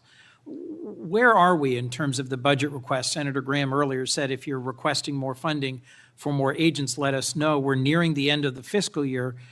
In front of the committee on which I serve here in the Senate, your request was for a reduction of hundreds of millions of dollars. Where are we? Where we are in the budget cycle is we at the FBI are in support of the president's budget, and we are in support of eliminating waste, fraud, and abuse. We've already identified tens of millions of dollars of duplicative contracts that the FBI was spending on software and private sector engagements. We've also identified duplicative workloads. So we are transitioning those folks out of doing the same thing twice over and into the field. And that's my focus right now. And the move of the FBI headquarters is also going to save the FBI $3.5 billion in the American taxpayers. So we're focused on eliminating waste, fraud, and abuse. And as I told Senator Graham, if I'll go back and talk to my team, and if we need more, we'll let you know. Are you planning any additional reductions in force, Director? No. How many vacancies are you currently trying to fill within the agency? In terms of the 1811 ranks, there's a few hundred open vacancies that we have funded. And so we're filling all of those with our hybrid 1811 program and our new recruitment program, and I think a lesser amount of IAs and SOS.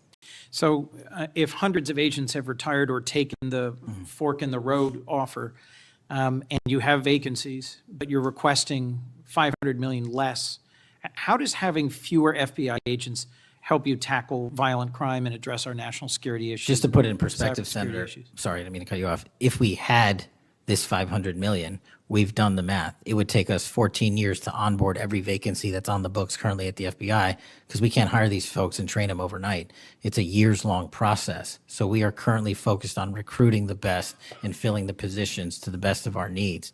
And we, even if we had this extra money, wouldn't be able to hire them overnight. We're looking for where the need is greatest, where in the country we need to send them, and how we can change the training requirements, which is why I'm thrilled to have police officers. They might not have a college degree, but they got the street smarts and the cop smarts to become FBI agents, and that's what we want.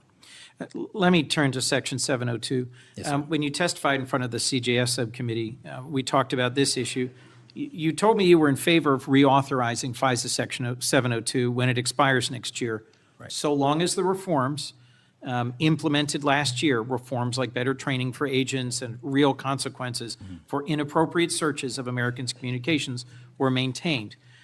You also said that you had some ideas about how to make Section 702 better going forward. Can you give me an update on the FBI's implementation of these reforms and the direction you think it should go? Absolutely. I think you're referring to the query process, and if you're not, let me know. But any instance of abuse or mistakes that were made in the query process have now been changed. It used to be you can make multiple mistakes and continue to access the query database system. I've changed that. If you make a mistake, you're immediately sidelined, a review is conducted, and if it was an actual mistake, i.e., there should have been S on the end of that name and there wasn't, then we put you back in. But we have to review those matters. So that's happening. And if there was an intentional mistake, you have no more access to the 702 query system and its database. So we've also done an audit of the entire 702 system and the query databases. And now we are nearly 100% of the audit. And I think we found one or two, I'll have to get back to you, quote unquote, mistakes within that system, which are currently being reviewed. Thank you. You had told me in May that you'd send me updated statistics about the Section 702 searches of Americans' data. I haven't received it. When will I get that? I'll work with my team to get that to you, Senator. And frankly, in May, when you were testifying that you were implementing these reforms, you were also closing down the Office of Internal Auditing at the FBI. Now, that was the office created in the first Trump administration to improve the Bureau's compliance with Section 702. How is that working out? How can you continue to advocate for robust civil liberty protections, but shut down the office that was created to enforce those safeguards? Help me understand this. Absolutely, Senator. This is a great example of sort of duplicative work. Both, there was two divisions in the FBI working on this, and all we did was the inspection division, which is the leader in this query system and this audit system, has now been given the single source mandate to conduct these. So the OIA, its elimination is just taking folks who were working there and were experts in it and folded in under the inspection division, and then taking other folks that we didn't need because we had enough manpower and pushing them elsewhere in the FBI. I'm concerned about the rise in threats against members of our judiciary. What are you Yes, sir. doing with the U.S. Marshal Service to help protect our federal judges and with state and local judicial systems to help provide some of the expertise of the FBI in protecting them as well? I share your concern, Senator. We have 35 open investigations, 17 against federal judges, and the remainder against state court judges and threats that they have received. And as you know, federally, there's a specific statute which prohibits that. So we are working up those cases and referring them to prosecution where we can meet the threshold for evidence. In your written testimony, you referenced how counter-UAS legislation expires and we need to resolve the conflict in jurisdiction and authority. I agree, this is an urgent concern. I have heard from state and local law enforcement about it, from the folks responsible for major events, whether it's sports or concerts or public events. Given the tragic increase in political violence, I'm very concerned about the misuse of drones and the potential of there being a catastrophic event. What could we do to address this challenge? Well, obviously, reauthorizing the capabilities that we have under the Counter UAS program. But just to highlight what the FBI is specifically doing, we've been given the mandate to work with DHS to secure not just the Club World Cup that we had, by the way, which occurred in 32 matches across the country without any significant incident, which we're proud of, and we're taking that model for the next World Cup and also the Olympics. But the reason I bring that up is because we pushed out our counter UAS programs to address the security needs, and that's where our focus is on events like that. Mr. Senator Director, Kennedy. thank you for your testimony. I look forward to working on actually solving criminal problems and reducing the extent to which what we're going back and forth about is more political and partisan point scoring and more actually solving crimes for the American people. Yes, sir. Senator Kennedy. Mr. Director, you and the FBI, working with state and local law enforcement officials in Utah, have caught the assassin of Mr. Charlie Kirk. Is that right? We have a suspect, yes, sir. And you did that within 48 hours, did you not? 33 hours. 33 hours. Congratulations. We've had other political assassinations. Back in June, an assassinated Representative Melissa Hoffman, Mr. Hoffman, Senator John Hoffman, and Mrs. Hoffman in Minnesota. You and the FBI and Minnesota state and local law enforcement officials caught the assassin within 48 hours, did you not? I believe that timeline's correct, Senator. Congratulations. Sometimes we miss the forest for the trees. Good work.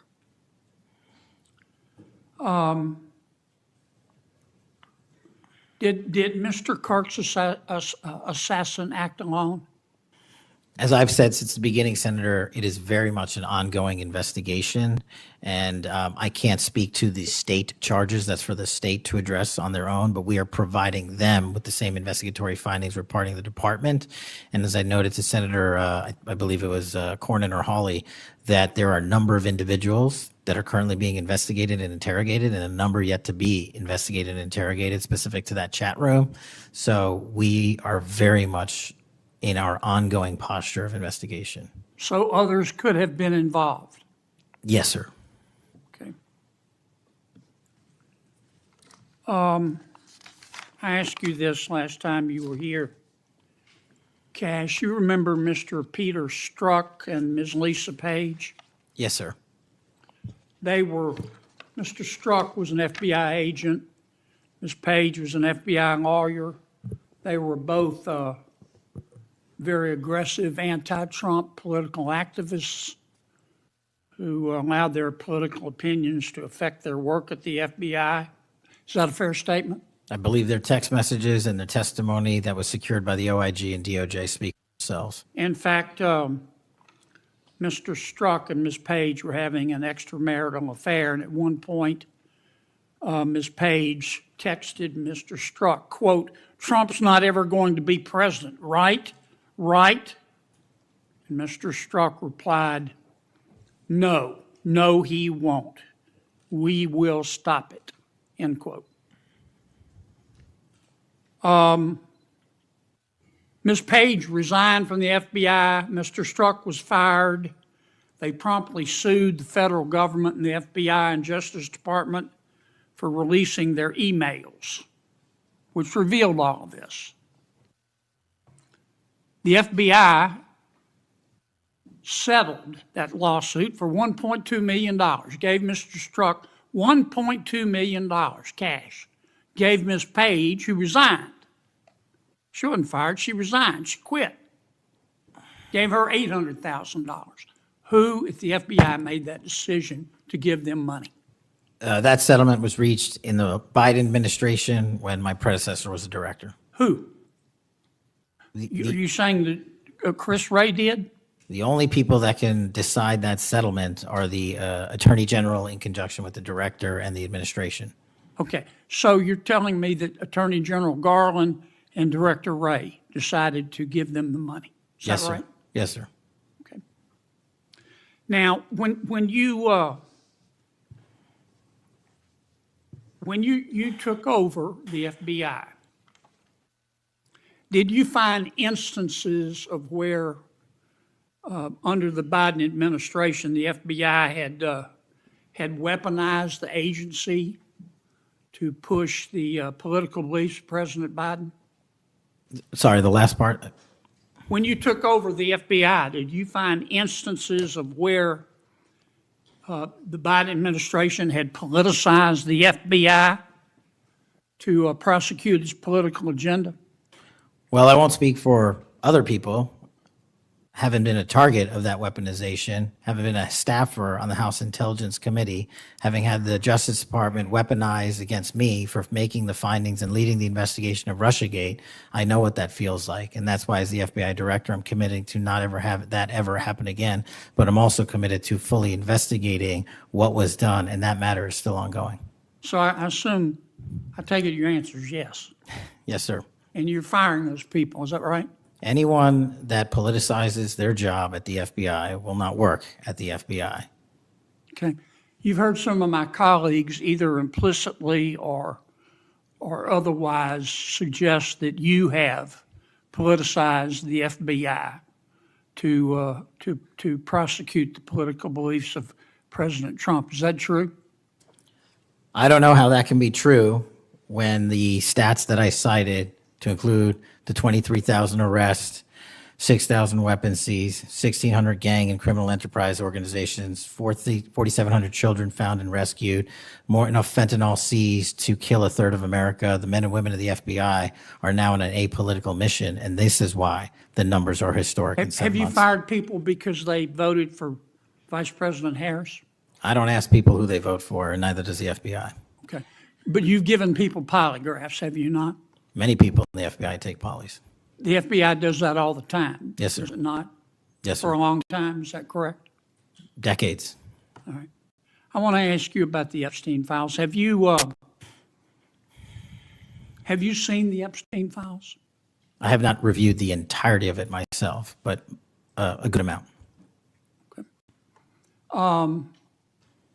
Would it be fair to say that Mr. Epstein trafficked young women, including, in some instances, minors, for sex to himself?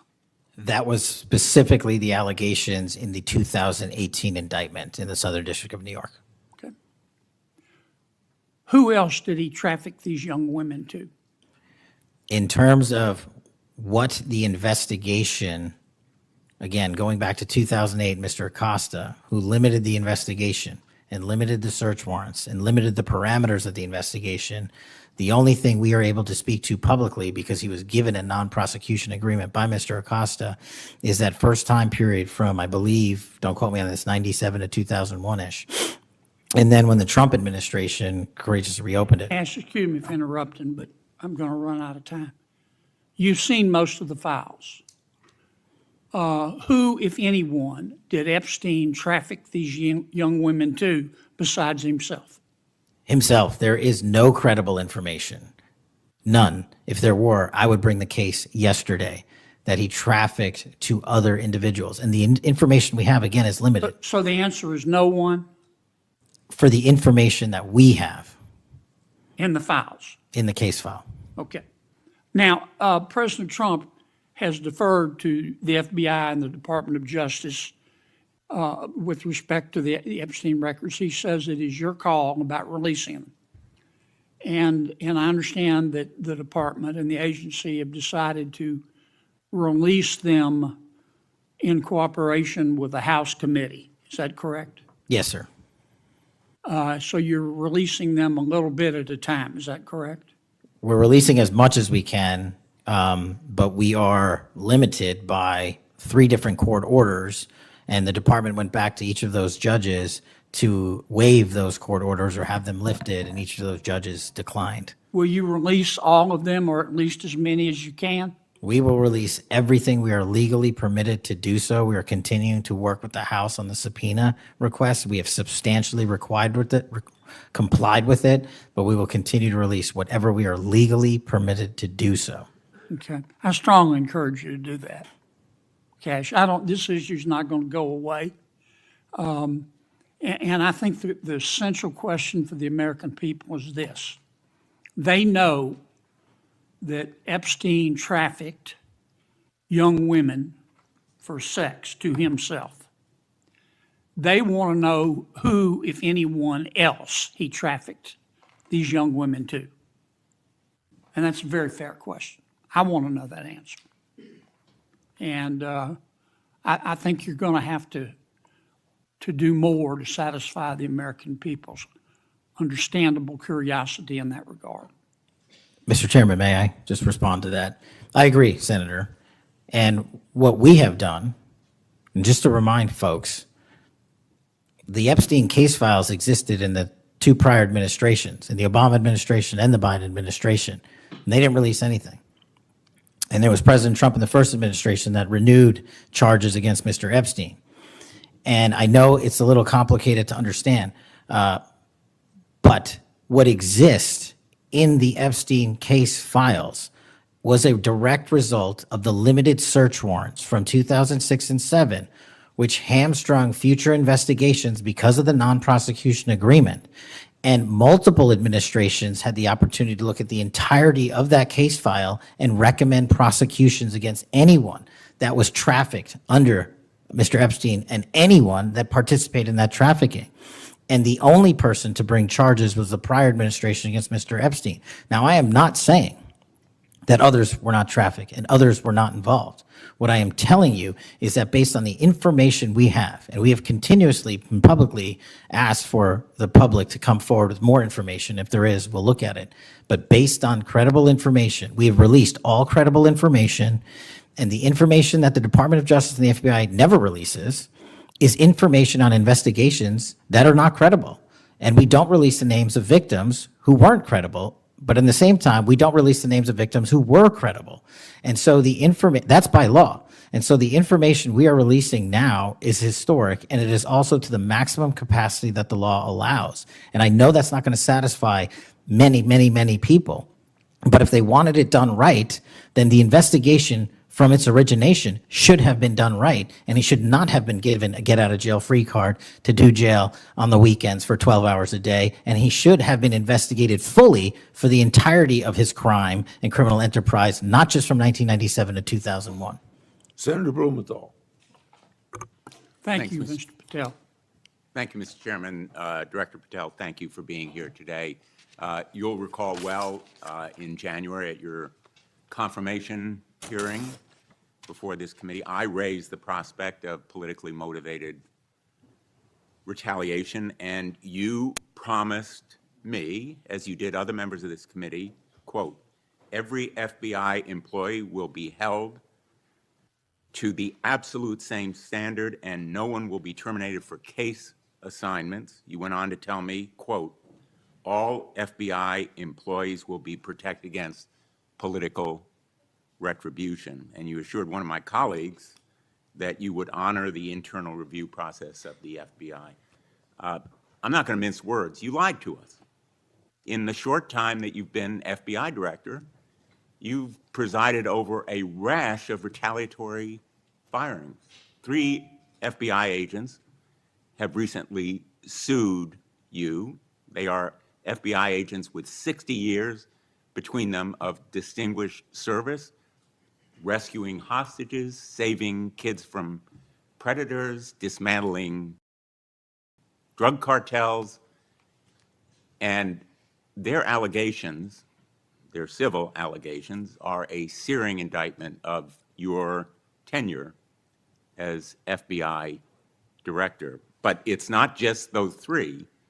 The FBI Agents Association has said that your actions, quote, distract agents from their work, foster fear that their assignments could cost them their careers, either now or under the next administration, and increase the risk of criminal and national security threats by undermining unity and morale within the Bureau, end quote. This association, as you know, is voluntary. It represents 14,000 members, 90% of all the active agents. These are your employees saying that your performance has been unqualified and unfit.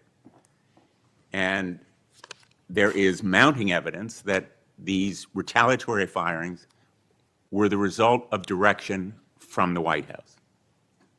There have been instances in the past history of the Bureau of political interference and political direction from the director's office, but not the kind of institutional interference that we're seeing from the White House right now. I'm going to ask you, has anyone from the White House contacted you about personnel decisions? I completely disagree with your entire premise that I have lied or am misleading the FBI. If I were, the results that I announced today by the men and women of the FBI and the historic records we are doing to keep this country safe would not be possible. The men and women of the FBI are responding to our leadership and this administration's priorities. The only way people get terminated at the FBI is if they fail to meet the muster of the job and their duties. And that is where I will leave it. And you accusing me of lying is something I don't take lightly, but I'm not going to get into a tit for tat with you. Well, let me just ask you to answer my question. Has anyone from the White House contacted you about personnel decisions? Generally speaking, we always discuss with the White House, OMB, during the budget process, how many personnel we need, who we need where. Answer is yes. For Have budgetary you been purposes directed and to real fire people, agents, because they participated in investigations of the president? I don't receive directions to do that. Has anyone I make the suggested it? decisions. Has anyone asked you to do it? The best information is, yes, you've taken suggestions and direction from the White House in firing qualified agents. Any termination at the FBI was a decision that I made based on the evidence that I have as a director of the FBI, and it's my job, and I'm not going to shy away from it. And as you stated, those are allegations, and that is an ongoing litigation. So they'll have their day in court, so will we.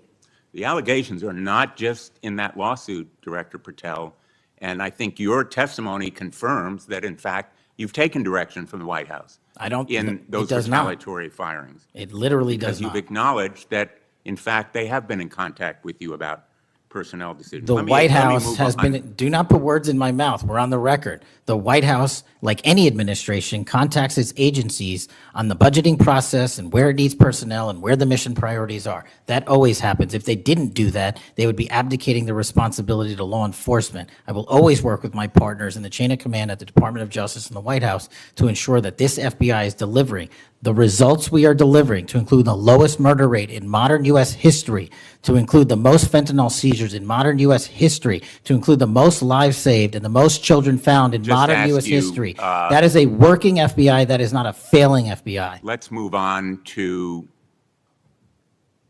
a related area. In White House discussions, have you been asked or directed by the White House or others to engage in a crackdown on political groups or organizations, nonprofits, after the murder of Charlie Kirk? To direct at political organizations? No. I've been asked by my chain of command to properly root out criminal activity wherever it is in whatever investigation we are conducting, and that's what we're doing. Have those distinctions about whom you're going to target been based on direction from the White House? Nobody gives me a list on who to target. My targeting list is from the men and women at the FBI. Have you talked about investigating certain groups, nonprofits, or foundations or institutions? Whatever those investigations are, they're ongoing, and I'm not going to get into those. Have you used polygraphs to determine loyalty of agents? No. Have you committed that you will respect the First Amendment rights of agents? I have wildly committed to respecting the First Amendment rights of agents, but at the FBI, you have to balance your First Amendment rights with your mission. Have you imposed any sort of loyalty test in the course of using polygraphs or in any of the other personnel decisions? Polygraphs have been utilized at the FBI for decades. They will continue to be utilized in the fashion by the professionals that administer them. Have you asked under the polygraph test about individuals' loyalty or about their voting records or any kind of past statement? Just to make it abundantly clear, I don't tell the professionals how to conduct polygraphs or what questions to ask. They make those decisions. And I, as the director of the FBI, never ask anyone who they voted for. Have you investigated donors to a political party simply because they are donors? Simply based on that fact alone, no. Have you investigated donors for another reason? Many donors may be involved in criminal enterprises and criminal activities, and those individuals will be investigated. Can you commit to make public the Epstein files that so far have not been released if this committee is able to review them on a classified basis?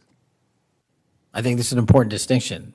The Epstein case file is not classified to my understanding. So we are providing what we legally can, and we are going to give Congress what we are legally permitted to do so to the maximum extent of the law. Will you enable the chairman and the ranking member to review them on a classified basis? That doesn't make any sense. If the material in the Epstein file is not classified, there is no basis for a Well, it would classified review. protect the confidentiality of them if they were able to review them on a classified basis. If anyone in this room can get the multiple district court judges to lift their court protective orders in the ceilings, we will happily provide you with more information. Are you in favor of merging the DEA and the ATF? That's not something for me to comment on. Well, those agencies work with you, don't they? With me, not for me.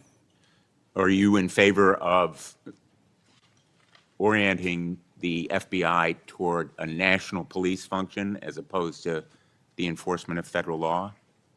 The FBI does enforce federal law across the country. That's what we do. But isn't it a fact that you have told the leadership of the FBI that you view it as moving toward a local and state police function? No, we are prioritizing working with our local and state partners, and they will tell you that that has never happened with this much engagement in the history that they have been serving as local law enforcement officers. I believe local cops are the best intelligence source and the best understanding of their communities, and I folded in my FBI agents under that direction to work with them to get the job done. Thank you, Mr. Chairman. For the fourth time today, I want to remind people that my oversight has made clear that Director Wray's FBI was politicized. I've released a trove of records to prove it, not only today, but in past days. I've also said some FBI personnel who have been fired, retaliated against my whistleblowers, and I don't remember my Democratic colleagues defending my whistleblowers when their careers were ruined. Senator Schmidt. Thank you, Mr. Chairman. Before I get into the thrust of my comments and questions, Director, I want to thank you. In our meetings prior to your confirmation, during your confirmation, we talked about your desire to get more agents out into the field, out of Washington, and take on violent crime. And you fulfilled that. St. Louis received the largest permanent per capita infusion of FBI agents anywhere in the country. And I know it's not only an isolated event, but we certainly appreciate your honoring your commitment to do that. And I know there's a lot of great opportunities ahead to take on violent crime, which you've highlighted many of the successes in your introductory comments. It's obviously no secret that this hearing takes place in the wake of a horrific American tragedy, the assassination of Charlie Kirk. For those of us who knew him, I know you did too. It's still sort of difficult to put into words what a tragic loss that is, not just for his family, but for our country, for free speech, for a belief that we can have a free exchange of ideas. And he was quite literally shot in the throat in an attempt to silence him and take his life. And so you have this task now of this investigation. There's been an arrest. But I think that we face an even larger crisis that law enforcement alone can't tackle alone. It's a crisis that has culminated in the assassination of Charlie. But it doesn't end there. It's I think every bit present right now, and the challenge is greater than quite frankly, I would have imagined. Seeing some of the comments that have taken place after the assassination, and something that I think as a country we have to reckon with. And it's something deeper, much deeper than a rejection of law and order or the norms of civil society. We've entered a very dangerous time, I think, in our country. And that should be clear to everyone. Political violence is a sign of a deep and corrosive sickness in any society. But in America today, the problem is just not political violence in the abstract. It is the specific kind of political violence which is overwhelmingly driven by a specific set of actors and groups. None of this emerged out of thin air. Over the past week, leaders from across the political spectrum have come out and forcefully condemned Charlie's murder and political violence more broadly. For that, we're all very grateful. We should be grateful. There have been calls to unite and come together in the wake of Charlie's murder, and I want to do that. I do. Someday I pray that we can be united as a country again and go forward together as a one people and under one flag, but we are not united. Upstream from the dehumanization and demonizing, political violence and rhetoric tearing apart our country is a divide on how we view America and Americans. Is America good? Is America evil? Is there something inherently special about Western civilization, or is this 2,000-year project rotten to the core? And if it is something worth fighting for, which I believe, how do we do it? With words and ideas like Charlie did, or with firebombs and assassins' bullets? Political violence is always wrong. Period, full stop. It doesn't matter which side, in the name of any ideology or cause, it's wrong. But in America today, political violence is not a problem that falls equally upon both sides. We have to be honest about this. We must reject an attempt to paint it as some kind of random phenomenon with no particular creed or ideology, a kind of spontaneous insanity, which takes place outside of any broader social context and has no pattern at all. That's wrong. So free speech, yes. Political violence, no. But we have to be honest about what's happening. Already, we're hearing people talk about Charlie's assassination in those terms. We're told that we can't possibly know what drove a killer to plan and carry out a murder of the most prominent conservative activist in America. But that's a lie. We do know. The facts are plain and clear, and we have to speak truth in this moment, or there's no other side of the mountain. The vast majority of Americans are against political violence, but there is a vocal, active minority that encourages and celebrates it, and that minority is overwhelmingly on the left. Just last week, a YouGov poll found that a full 25% of those people who describe themselves as very liberal say it can be justified for citizens to use violence to achieve political goals. Less than 3% of very conservative Americans say the same. That's too many. That is 3% too many. But we are lying if we think that this is a both sides thing. It's not. We have to confront it. And you're going to have an important job of rooting out these terrorists. This is an ideology that runs very deep. The numbers are virtually identical to the ones I just noted when it comes to whether or not it's okay to celebrate the deaths of people whom we disagree with.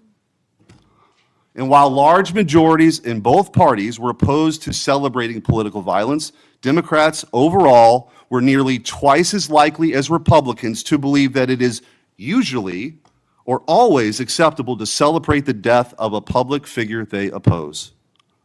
What in the hell is going on? Earlier this year, a poll found that more than 55% of people on the left believed that it would be at least somewhat justified to murder Donald Trump.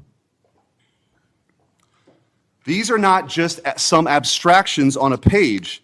These are our fellow citizens. How can we come together with people who believe these things? We've all seen the flood of posts on social media over the past week, not just a fringe few, but thousands upon thousands of people gleefully celebrating a father of two young children getting gunned down in broad daylight. I wish I wouldn't have seen that video. I wish my kids would not have seen that video. Blue Sky, the left-wing alternative to X, was so overwhelmed with these posts that the platform was forced to issue a statement warning its users to stop glorifying the murder. And it wasn't just random social media trolls. It was journalists, elite college professors, and even politicians, all but saying Charlie's assassination was justified because of what he thought, because of what he said. We saw the flood of hit pieces, the most powerful media outlets in the nation dishonestly attacking and villainizing Charlie for the most vicious possible terms. How can you ask us to unite under that? There can be no unity between good and evil. Somebody has to win this thing. And as a country, we have to absolutely reject it. And don't tell me it's both sides. It didn't happen in a vacuum. Over the past decade, we've seen an explosion of political violence, not just one-off lone wolf attacks, but organized, systemic political violence at a mass scale. It is not organic. It is the offspring of a dark and clandestine system funded in part with our own tax dollars, winning with a large network of foundations, NGOs, activist organizations, and front groups. This system lurks behind every radical leftist movement in our nation today. The George Soros empire has financed a vast ecosystem of radicals, all working together, dropping off bricks at riots to unleash a tidal wave of violently anarchists on our streets and to prop it up in an army of researchers and experts and journalists and propagandists who downplay the political violence. What he's doing is serious. I'm going to ask you, because I don't have a ton of time, The opposite of what we should be doing as a committee. and I would point out, we've heard years of the left, their loudest voices calling anyone on the right extremists, MAGA Republicans, fascists, Nazis, an existential threat to democracy. Check yourself, and don't give me this both sides bullshit. Mr. Director, I want to ask you, tell me if each one of the following perpetrators or alleged perpetrators were acting from a left-wing or right-wing political violence. The man who tried to kill Republican congressman at the congressional baseball practice, nearly killing House Majority Leader Steve Scalise, left-wing or right-wing violence? Sir, I believe it was a left-wing ideology. Okay. Burned down cities during the Summer of Love in the George Floyd riots, left-wing violence or right-wing violence? Sir, I'll rely on you on these. I don't have off the top of my head. I'm sorry. Okay, left-wing. The Waukesha Christmas Parade massacre, left-wing or right-wing violence? Left-wing. The Lee Zeldin stabbing attempt, left-wing or right-wing? Left-wing. The Covenant School shooting in Nashville, left-wing or right-wing? Left-wing. The Butler, Pennsylvania assassination attempt on President Trump, left-wing or right-wing? Left-wing. The Trump International West Palm Beach assassination attempt, left-wing. The Abundant Life Christian School shooting, left-wing. The United Care CEO's murder, left-wing. Tesla's burned, keyed, damaged, firebombed, left-wing. The murders at the Israeli embassy, left-wing. The ICE facilities firebombed, left-wing. The Minnesota Catholic school shooting, left-wing. The anti-white Charlotte and North Carolina stabbing, left-wing. The attempted Utah News State firebombing, left-wing. And now, of course, the culmination of this vile trend, a left-wing assassination of Charlie Kirk. So don't give me this both sides. If we want to get to unity, let's be honest. Let's be honest. Free speech, yes. Political violence, no. But let's be honest. Senator Hirano. Thank you, Mr. Chairman. Director Patel, just like the rest of the federal government, there have been significant personnel changes at the FBI since President Trump took office. I want to better understand the scope of the turnover and the changes occurring at the FBI.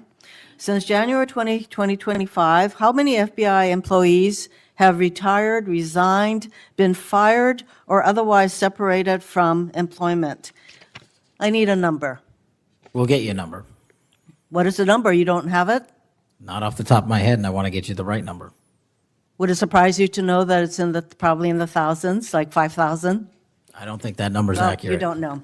Next question. How many special agents or analysts have left or been fired from the FBI since January 20th, 2025? Say, we will get you the numbers, and anyone that retires is of their own volition, and anyone that is terminated at the FBI, as I've said before, is done so because they have failed to meet the standards and uphold their loyalty and oath to the Yeah, Constitution. so you say. Next question. How many executive assistant directors, or special agents in charge have left or been fired from the FBI since January 20th, 2025? Again, people leaving on their own accord or terminations were done by the standards set at the FBI that have been carried out With this question, I'm getting consistently. to the leadership of the FBI, and you don't have that answer. Next question. Which field office, division, or directorate has lost the most personnel since January 2025? And do you have the answer to that question? Yeah, actually, every single field office in the country, including Hawaii, has received a plus-up of FBI agents because we're pushing them out to the field. Okay, so you're telling me that no field office, division, or directorate has lost any personnel since January 20th, 2025? That's your answer? In Hawaii, there's been a plus-up. In every single state that I'm looking at, we have allocated a plus-up for field offices across the country so that the FBI can continuing the historic achievements it's done in these last 7 months. When you're talking about firings, you're looking for a media hit and a fundraising clip, and I'm not going to give it to you. It doesn't matter under what basis they left. I just want to know how many have left. And I think your testimony is nobody has left. Next question. Nope, Which that's field- not my testimony. You asked it one time, I answered it one time. You didn't get the answer you wanted for your clips. Next So you keep question. asking it, and I told you I'd get you the numbers, but you can keep asking it. Which field office, division, or directorate has gained the most personnel since January 2025? You noted that there have been plus-ups, so which offices have received these plus-ups? The greatest allocation that I believe was given to California and then Florida. Where were those offices? California and Florida. Thank you. Director Patel, you often refer to FBI agents as cops.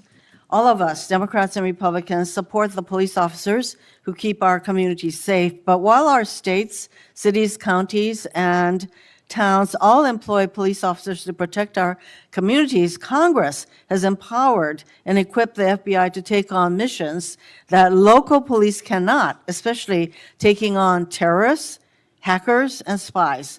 I'd like to assess how well the FBI is able to handle its specialized missions under your leadership. The FBI is the nation's lead federal law enforcement agency for investigating and preventing acts of domestic and international terrorism.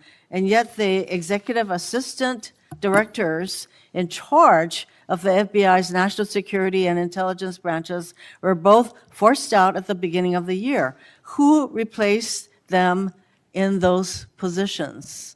Excellent qualified personnel to lead the mission of arresting 23,000 violent criminals this year alone. That's twice as many the as people before. who took the places of I'm not going to give you any names so you can attack them. Why not? So you can attack them. I'm not doing that.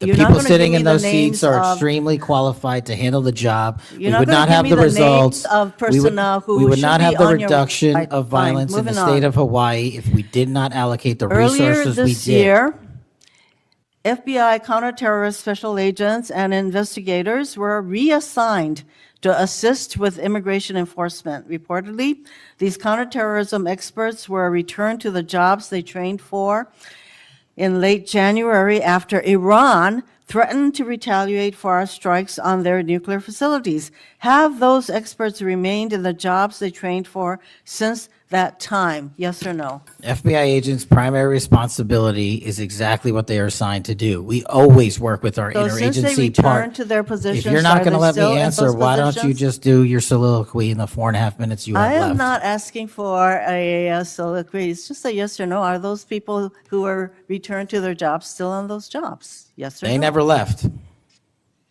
What was that? They never left their primary job. It is a surge of resources in law enforcement working with the interagency to combat violent crime and reduce They were violent never, crime in okay, they were never historic reassigned to do immigration. proportions. That's your testimony. Okay, Director Patel, the FBI is also the lead federal agency for investigating cyber attacks and Yes. cyber intrusions, both by foreign nation states and by non-state hacker groups. Since President Trump's inauguration, the executive assistant director in charge of the criminal and cyber branch and the head of the FBI cyber division have both left the FBI. What are the names of the people who replace them in those positions? The cyber branch is one of the most impressive at the FBI. 409 arrests this year, 169 convictions. That's a 42% increase from the same time last year. It's that So branch, any Mr. suggestion that Patel. the FBI cyber division is not operating at full capacity and better than ever before, the leadership at the branch is implementing these changes necessary to attack the cyber and ransomware infrastructure operators You for know Iran, why China, they're and important? Russia. I want to know who has those positions, since the people who originally were there, Supremely are no longer qualified there. individuals have those positions. Are they? Supremely qualified who individuals. are they? What are the names? You're not You getting don't them. know. Special agents who investigate cybercrime were also reassigned for immigration enforcement. Have those expert investigators returned to their duties? Yes or no? All agents remained on their primary duties while surging to allocate resources for interagency operations to the Homeland Security task forces across this country. So are you, Am I what? see, I'm not getting the yes or no answers. I get all this explanation, so there you go. No, you get the work that Are the men you and women of the planning FBI are doing, and you don't want that. additional personnel cuts to the cyber division in the future? The only people that will be terminated at the FBI will be those that violate their oath of office or fail to meet the high standards at the FBI. Director Patel, the FBI is meant to be the tip of the spear in combating terrorism against the United States from both foreign and domestic sources. It's also our lead agency in fighting the hackers who target our businesses and critical infrastructure. But instead of a specialized role fighting these kinds of terrorists, hackers, and spies, you have the FBI playing the role of local police and helping with immigration enforcement. I'm going to move on to my, you've been asked some questions about changes to your hiring standard, and including college degrees and possibly the age. But, one question I had is,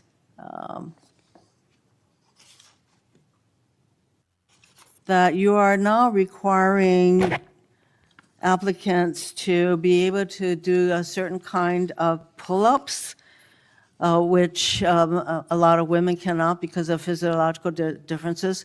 Are you requiring these kinds of pull-ups? We are requiring a physical program at BFTC at Quantico because FBI agents carrying guns in the field have to chase down bad guys and do really hard work. The physical fitness standards of those agents So are are being you requiring appropriately these assessed. kinds of pull-ups? We are requiring everybody to pass the 1811 standards at BFTC. If you want to chase down a bad guy Excuse me, and put the him in reason I handcuffs, you asked- better be able to do a pull-up. The reason I ask is that there are concerns about whether or not able to do these kinds of harsh pull-ups is really required of FBI agents. Doing one Anyway, pull-up Mr. is not Patel, harsh, I and there are am always gravely medical concerned. exemptions to that. I am gravely concerned by the state of the FBI under your control. And in fact, you are willing to take a cut on your agency of almost $500 million. So the FBI is losing dedicated employees, decades of expertise and specialization, leading to loss to early retirements, firings, and reassignments to immigration enforcement or conducting local police work. Thousands have already left. For as long as you remain as the head of the FBI, I fear the number of departures and summary firings will continue to grow. Mr. Patel, before the vote on your nomination of this committee, I noted that your most significant qualification, this is not just something that I noted, but others, your most significant qualification was your 100% loyalty to President Trump. And I fear that that continues to be the motivating factor in your position as FBI Director. Thank you, Mr. Chairman. May I, Mr. Chairman? Director Patel, did you Yes. have anything you wanted to say now? That is an entire falsehood. You can delete my 16 years of government service to multiple administrations all you want. The fact is that I was a public defender. I was a national security prosecutor. I was a House intelligence staffer. I was a deputy director of intelligence. I was a chief of staff to the Department of Defense and the Secretary of Defense. I led the counterterrorism missions for the White House. Those are just some of the jobs I held in my 16-year career. There was no loyalty then. There's no loyalty now to anything but the Constitution. Senator Brett. Yes. Well, before I begin, I want to thank Senator Hirono for what she said, acknowledging that there are physical differences between men and women, talking about that women wouldn't be able to do as many pull-ups, and I think that she was making a case here that there should be different standards. There's a thing called Title IX, and this is why we continue to say we should have biological men and men's sports and biological women and women's sports. And so I look forward to utilizing that to talk to all of my colleagues on the other side of the aisle. Maybe they will stand with us in helping us protect women's sports. I think she made a great argument there for it. Moving on to today, Director Patel, thank you for being here. Thank you for your commitment to making sure that America is safe again. Thank you for doing that coast to coast and within our cities. I certainly look forward to talking about that and talking about your historic gains in these areas. But I would be remiss if I didn't begin my questioning with you about the horrific events that we have seen over the last week. Obviously, our heart breaks. Not only for Erica and Charlie's two children and for parents and families, but for America and for those of us who knew him, you being chief among those. So just my sincere condolences and thank you for the steps that you and the FBI have taken to make sure that we have someone within custody and we're going to be able to move forward with that. But if you look over the last, since last summer alone, we had 2 assassination attempts on the president. We've had an arson attack on the governor of Governor Shapiro there in Pennsylvania. You have the murder of the state representatives, Melissa Hortman and her husband in Minnesota, along with the shooting of State Senator John Hoffman and his wife. Several anti-Semitic attacks, several attacks on Christians that were noted by Senator Hawley. We had the killing of 2 Israeli embassy staffers here in D.C., the June firebombing in Colorado. We could go on, and we saw a culmination, as Senator Schmidt said, with the brutal assassination of Charlie Kirk last week. I appreciate you committing to both Senator Hawley and Senator Kennedy, talking about making sure that all that are involved are held accountable. I think that is critically important, and I think that America needs that transparency. I want to read you some words of Vice President J.D. Vance. He said, "If we want to stop political violence like what happened to Charlie Kirk, we have to be honest about the people who are celebrating it and the people who are financing it." My question to you is, in light of Charlie's murder and all of the things that we have just referenced and have been talking about today, what steps is the FBI taking to more aggressively crack down on those who promote, encourage, finance, fund these types of engagements and this type of political violence? Thank you, Senator, for your kind words. So in terms of how we crack down on the root cause of this violence, for now putting aside the ideological motivations and how they got there, The monetary issue is a real issue, and as I've said before, we follow the money.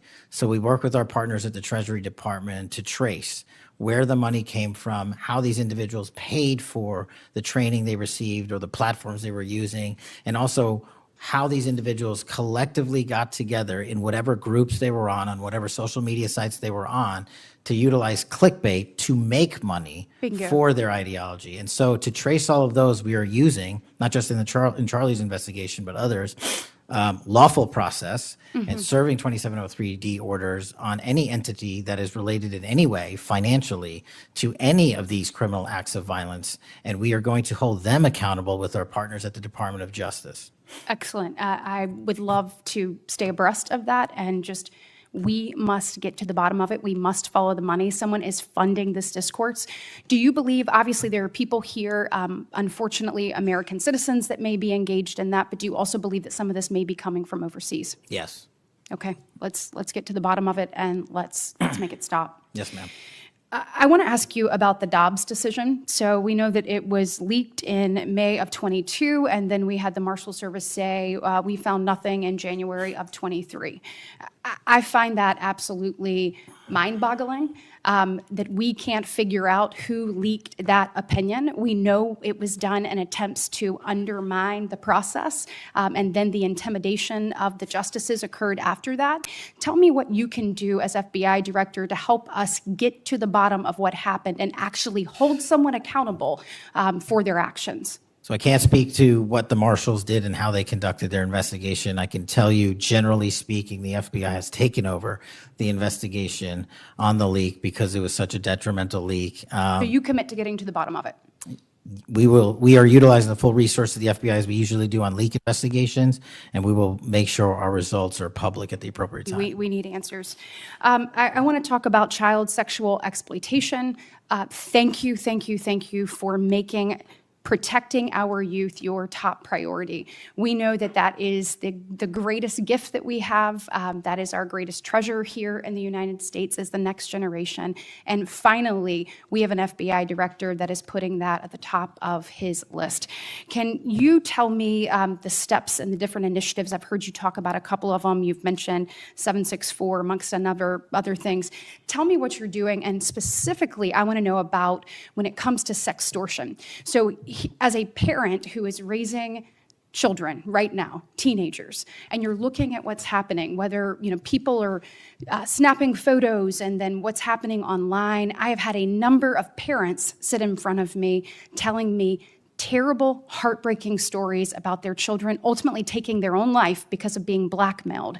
I want to know, what steps are you taking to get to the bottom of that and to absolutely end this? If this were happening in a storefront, Mr. Director, that store would be shut down, no matter where it was, coast to coast, and yet we continue to allow these things to happen, and we've got to have a more targeted approach when we're looking at this. And so what are you doing to protect children, and specifically sextortion?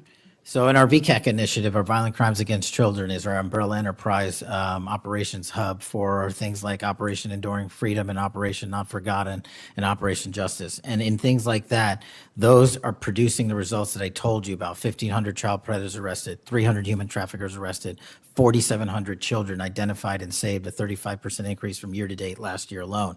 But specifically on your sextortion question, Senator, that is a problem that we are seeing explode on generative AI in private sector and social media companies. And what we're doing is engaging with NCMEC, the National Center for Missing and Exploiting Children, because this one stat alone should probably cause great pause. They have seen a 1,325% increase in generative AI leading to sextortion and child sexual abuse.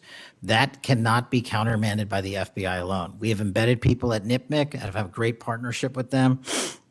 But what we need to do is what we did in the month of May, and we're doing it over and over again. We arrested 400 individuals in 1 month, in 1 month search. Wow, These thank you. individuals have prioritized. The agents and intel analysts have never left that mission. They're doing multiple missions at the same time. That's what the FBI is called upon to do day in and day out, and we won't stop doing two things at once. But we need help from social media companies. We need help from the private sector and the internet service providers that allow this generative AI to be hosted on their platforms. We have got to get a resolution on that with our partners in Congress and the private sector. Well, we are definitely committed to working on that. I know the people up here. So you let us know what tools you need, and I know we've got several ideas that we look forward to pushing forward. In my remaining 2 minutes, I want to talk to you about your historic results when it comes to crime. In particular, we've seen here in DC just a total transformation. You mentioned earlier 60% down in gun crime, 70% down in carjackings. You said 50% down in homicides, to name a few. We have a success story, and we appreciate President Trump's leadership on all of this. We have a success story in Alabama where the Alabama Law Enforcement Agency, so ALEA, they just marked their 1-year anniversary of the Metro Area Crime Suppression Unit. There in Montgomery, it is a coordinated effort with ALEA, with our Attorney General, with Montgomery PD, and our sheriff, Montgomery County sheriffs. They've seen a 30% drop in violent crime and a 19% drop in overall crime. So it is actually producing results. It's this type of interagency connectivity that I think ultimately is going to lead us to safer cities and safer streets. I know that you are committed to that, committed to working with your partners. You said earlier you've elevated sheriffs and police officers there to the 7th floor. Thank you for doing that. I am grateful for the men and women of Alabama in uniform that have made this happen, and want to know, how is the FBI working to collaborate in these types of ways across our country to make sure that we have even greater success stories to tell? Well, the collaboration's happening at our Redstone Arsenal in Alabama. We bring 4,000 students through our Redstone Arsenal for training every year.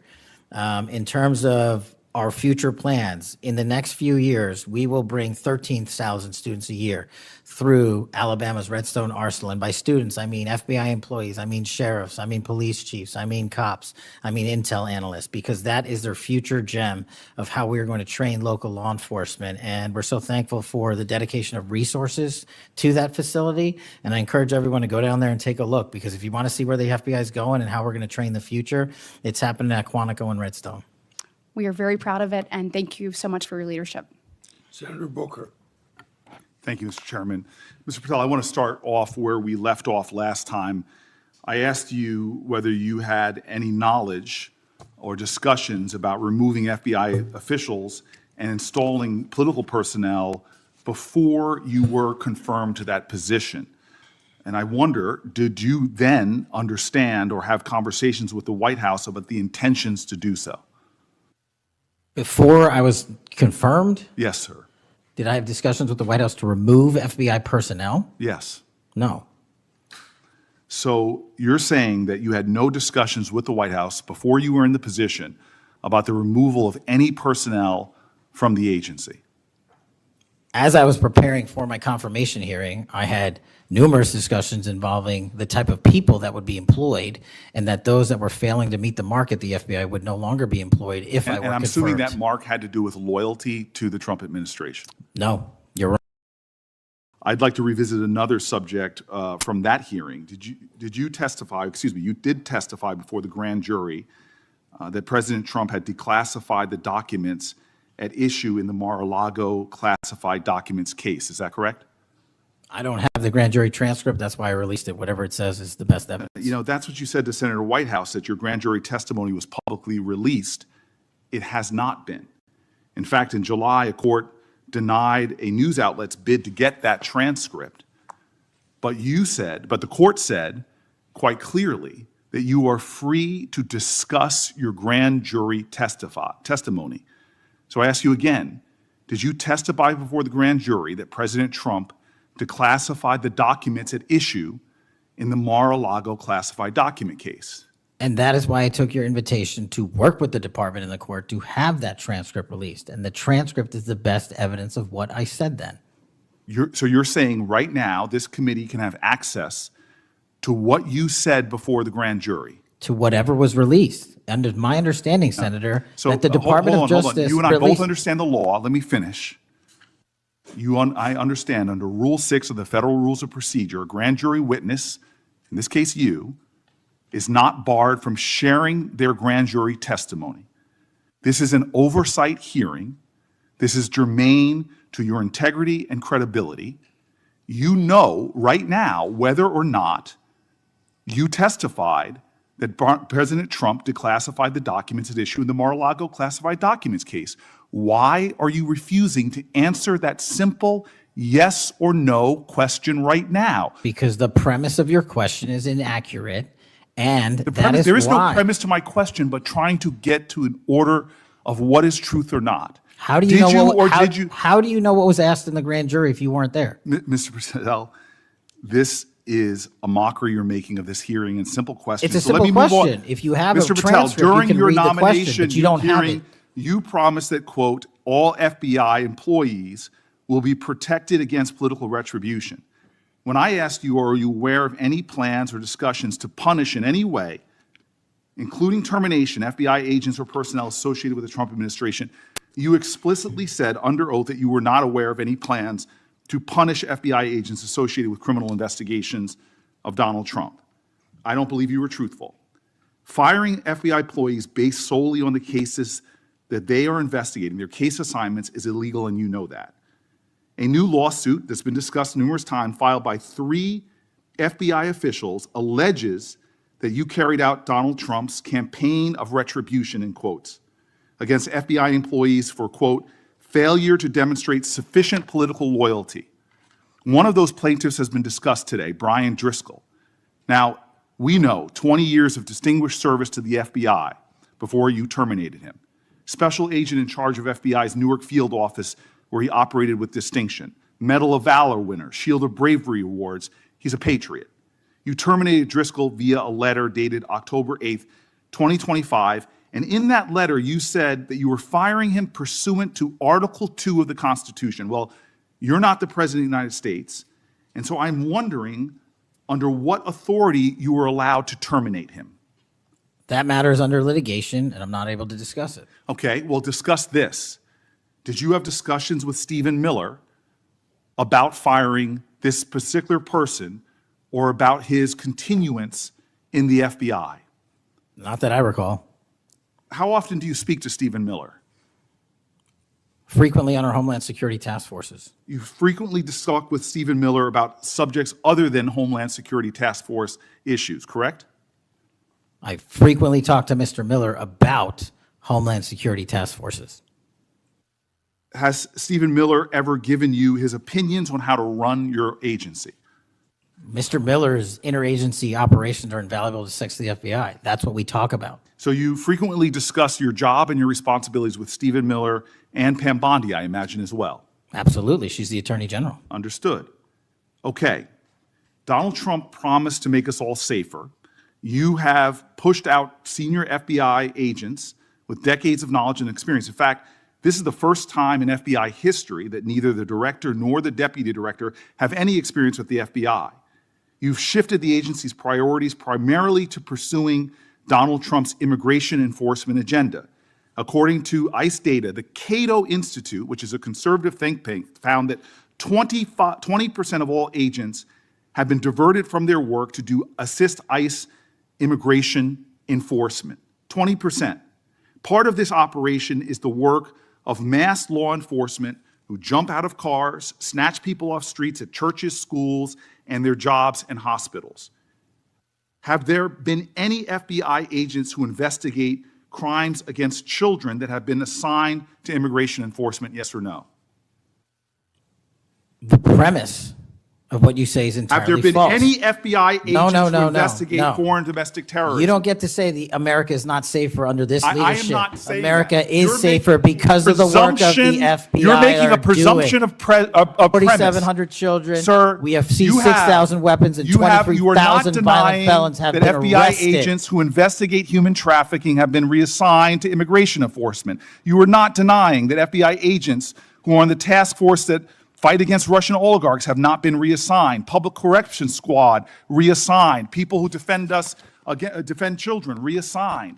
You're not denying that. I've seen you FBI time and agents time don't again get reassigned. attack my colleagues' premises of questions as a way to not answer the question. So let me end with this. I believe you have made our country weaker and less safe. I believe that we are more vulnerable to a major event, and I pray to God it doesn't happen. You've gutted the Bureau of Institutional Knowledge and Expertise. You fired or pushed out seasoned FBI officials, many with more than 20 years of experience, and were working on cases that were critical. You've been purging thousands of serious law enforcement officials who spent their careers keeping us safe, only to lower hiring standards in order to find anyone to replace them. And shockingly, you admitted in this hearing to Senator Coons that it would take 14 years to fill the vacancies at your agency. Many are the result of your purge. 20% of FBI agents are doing low-level immigration enforcement instead of their mission-critical work. You've disbanded entire task forces that stop election interference, foreign influence, public corruption. And who benefits from this? Well, corrupt people benefit from it. Criminals benefit from it. Vladimir Putin benefits from it. And it really makes me wonder who you're looking out for. It makes me think we can't trust you as a nation. You swear to release the Epstein files, but now you're withholding the Epstein files. You claim that you have a suspect in a serious assassination. Whoops, then you don't have a suspect. You know nothing about plans to remove FBI agents, yet you're directly involved in those plans. In the words of an ex-FBI official, you are overseeing, and I quote, generational destruction of the nation's premier law enforcement agency. Mr. Patel, in just 8 months, you have assaulted the institutional integrity of the FBI. But I know FBI field agents. I've worked with them in Newark. No matter how truly bad you are, you can't undermine the legacy of agents who fight every day to keep us safe, but you can tarnish the integrity of the agency and undermine the agency's capacity. I believe you're failing as a leader, and that your failure does have serious implications for the safety and security of Americans and our families. We're more vulnerable to domestic and foreign attack because of your failures of leadership. I don't think you're fit to him to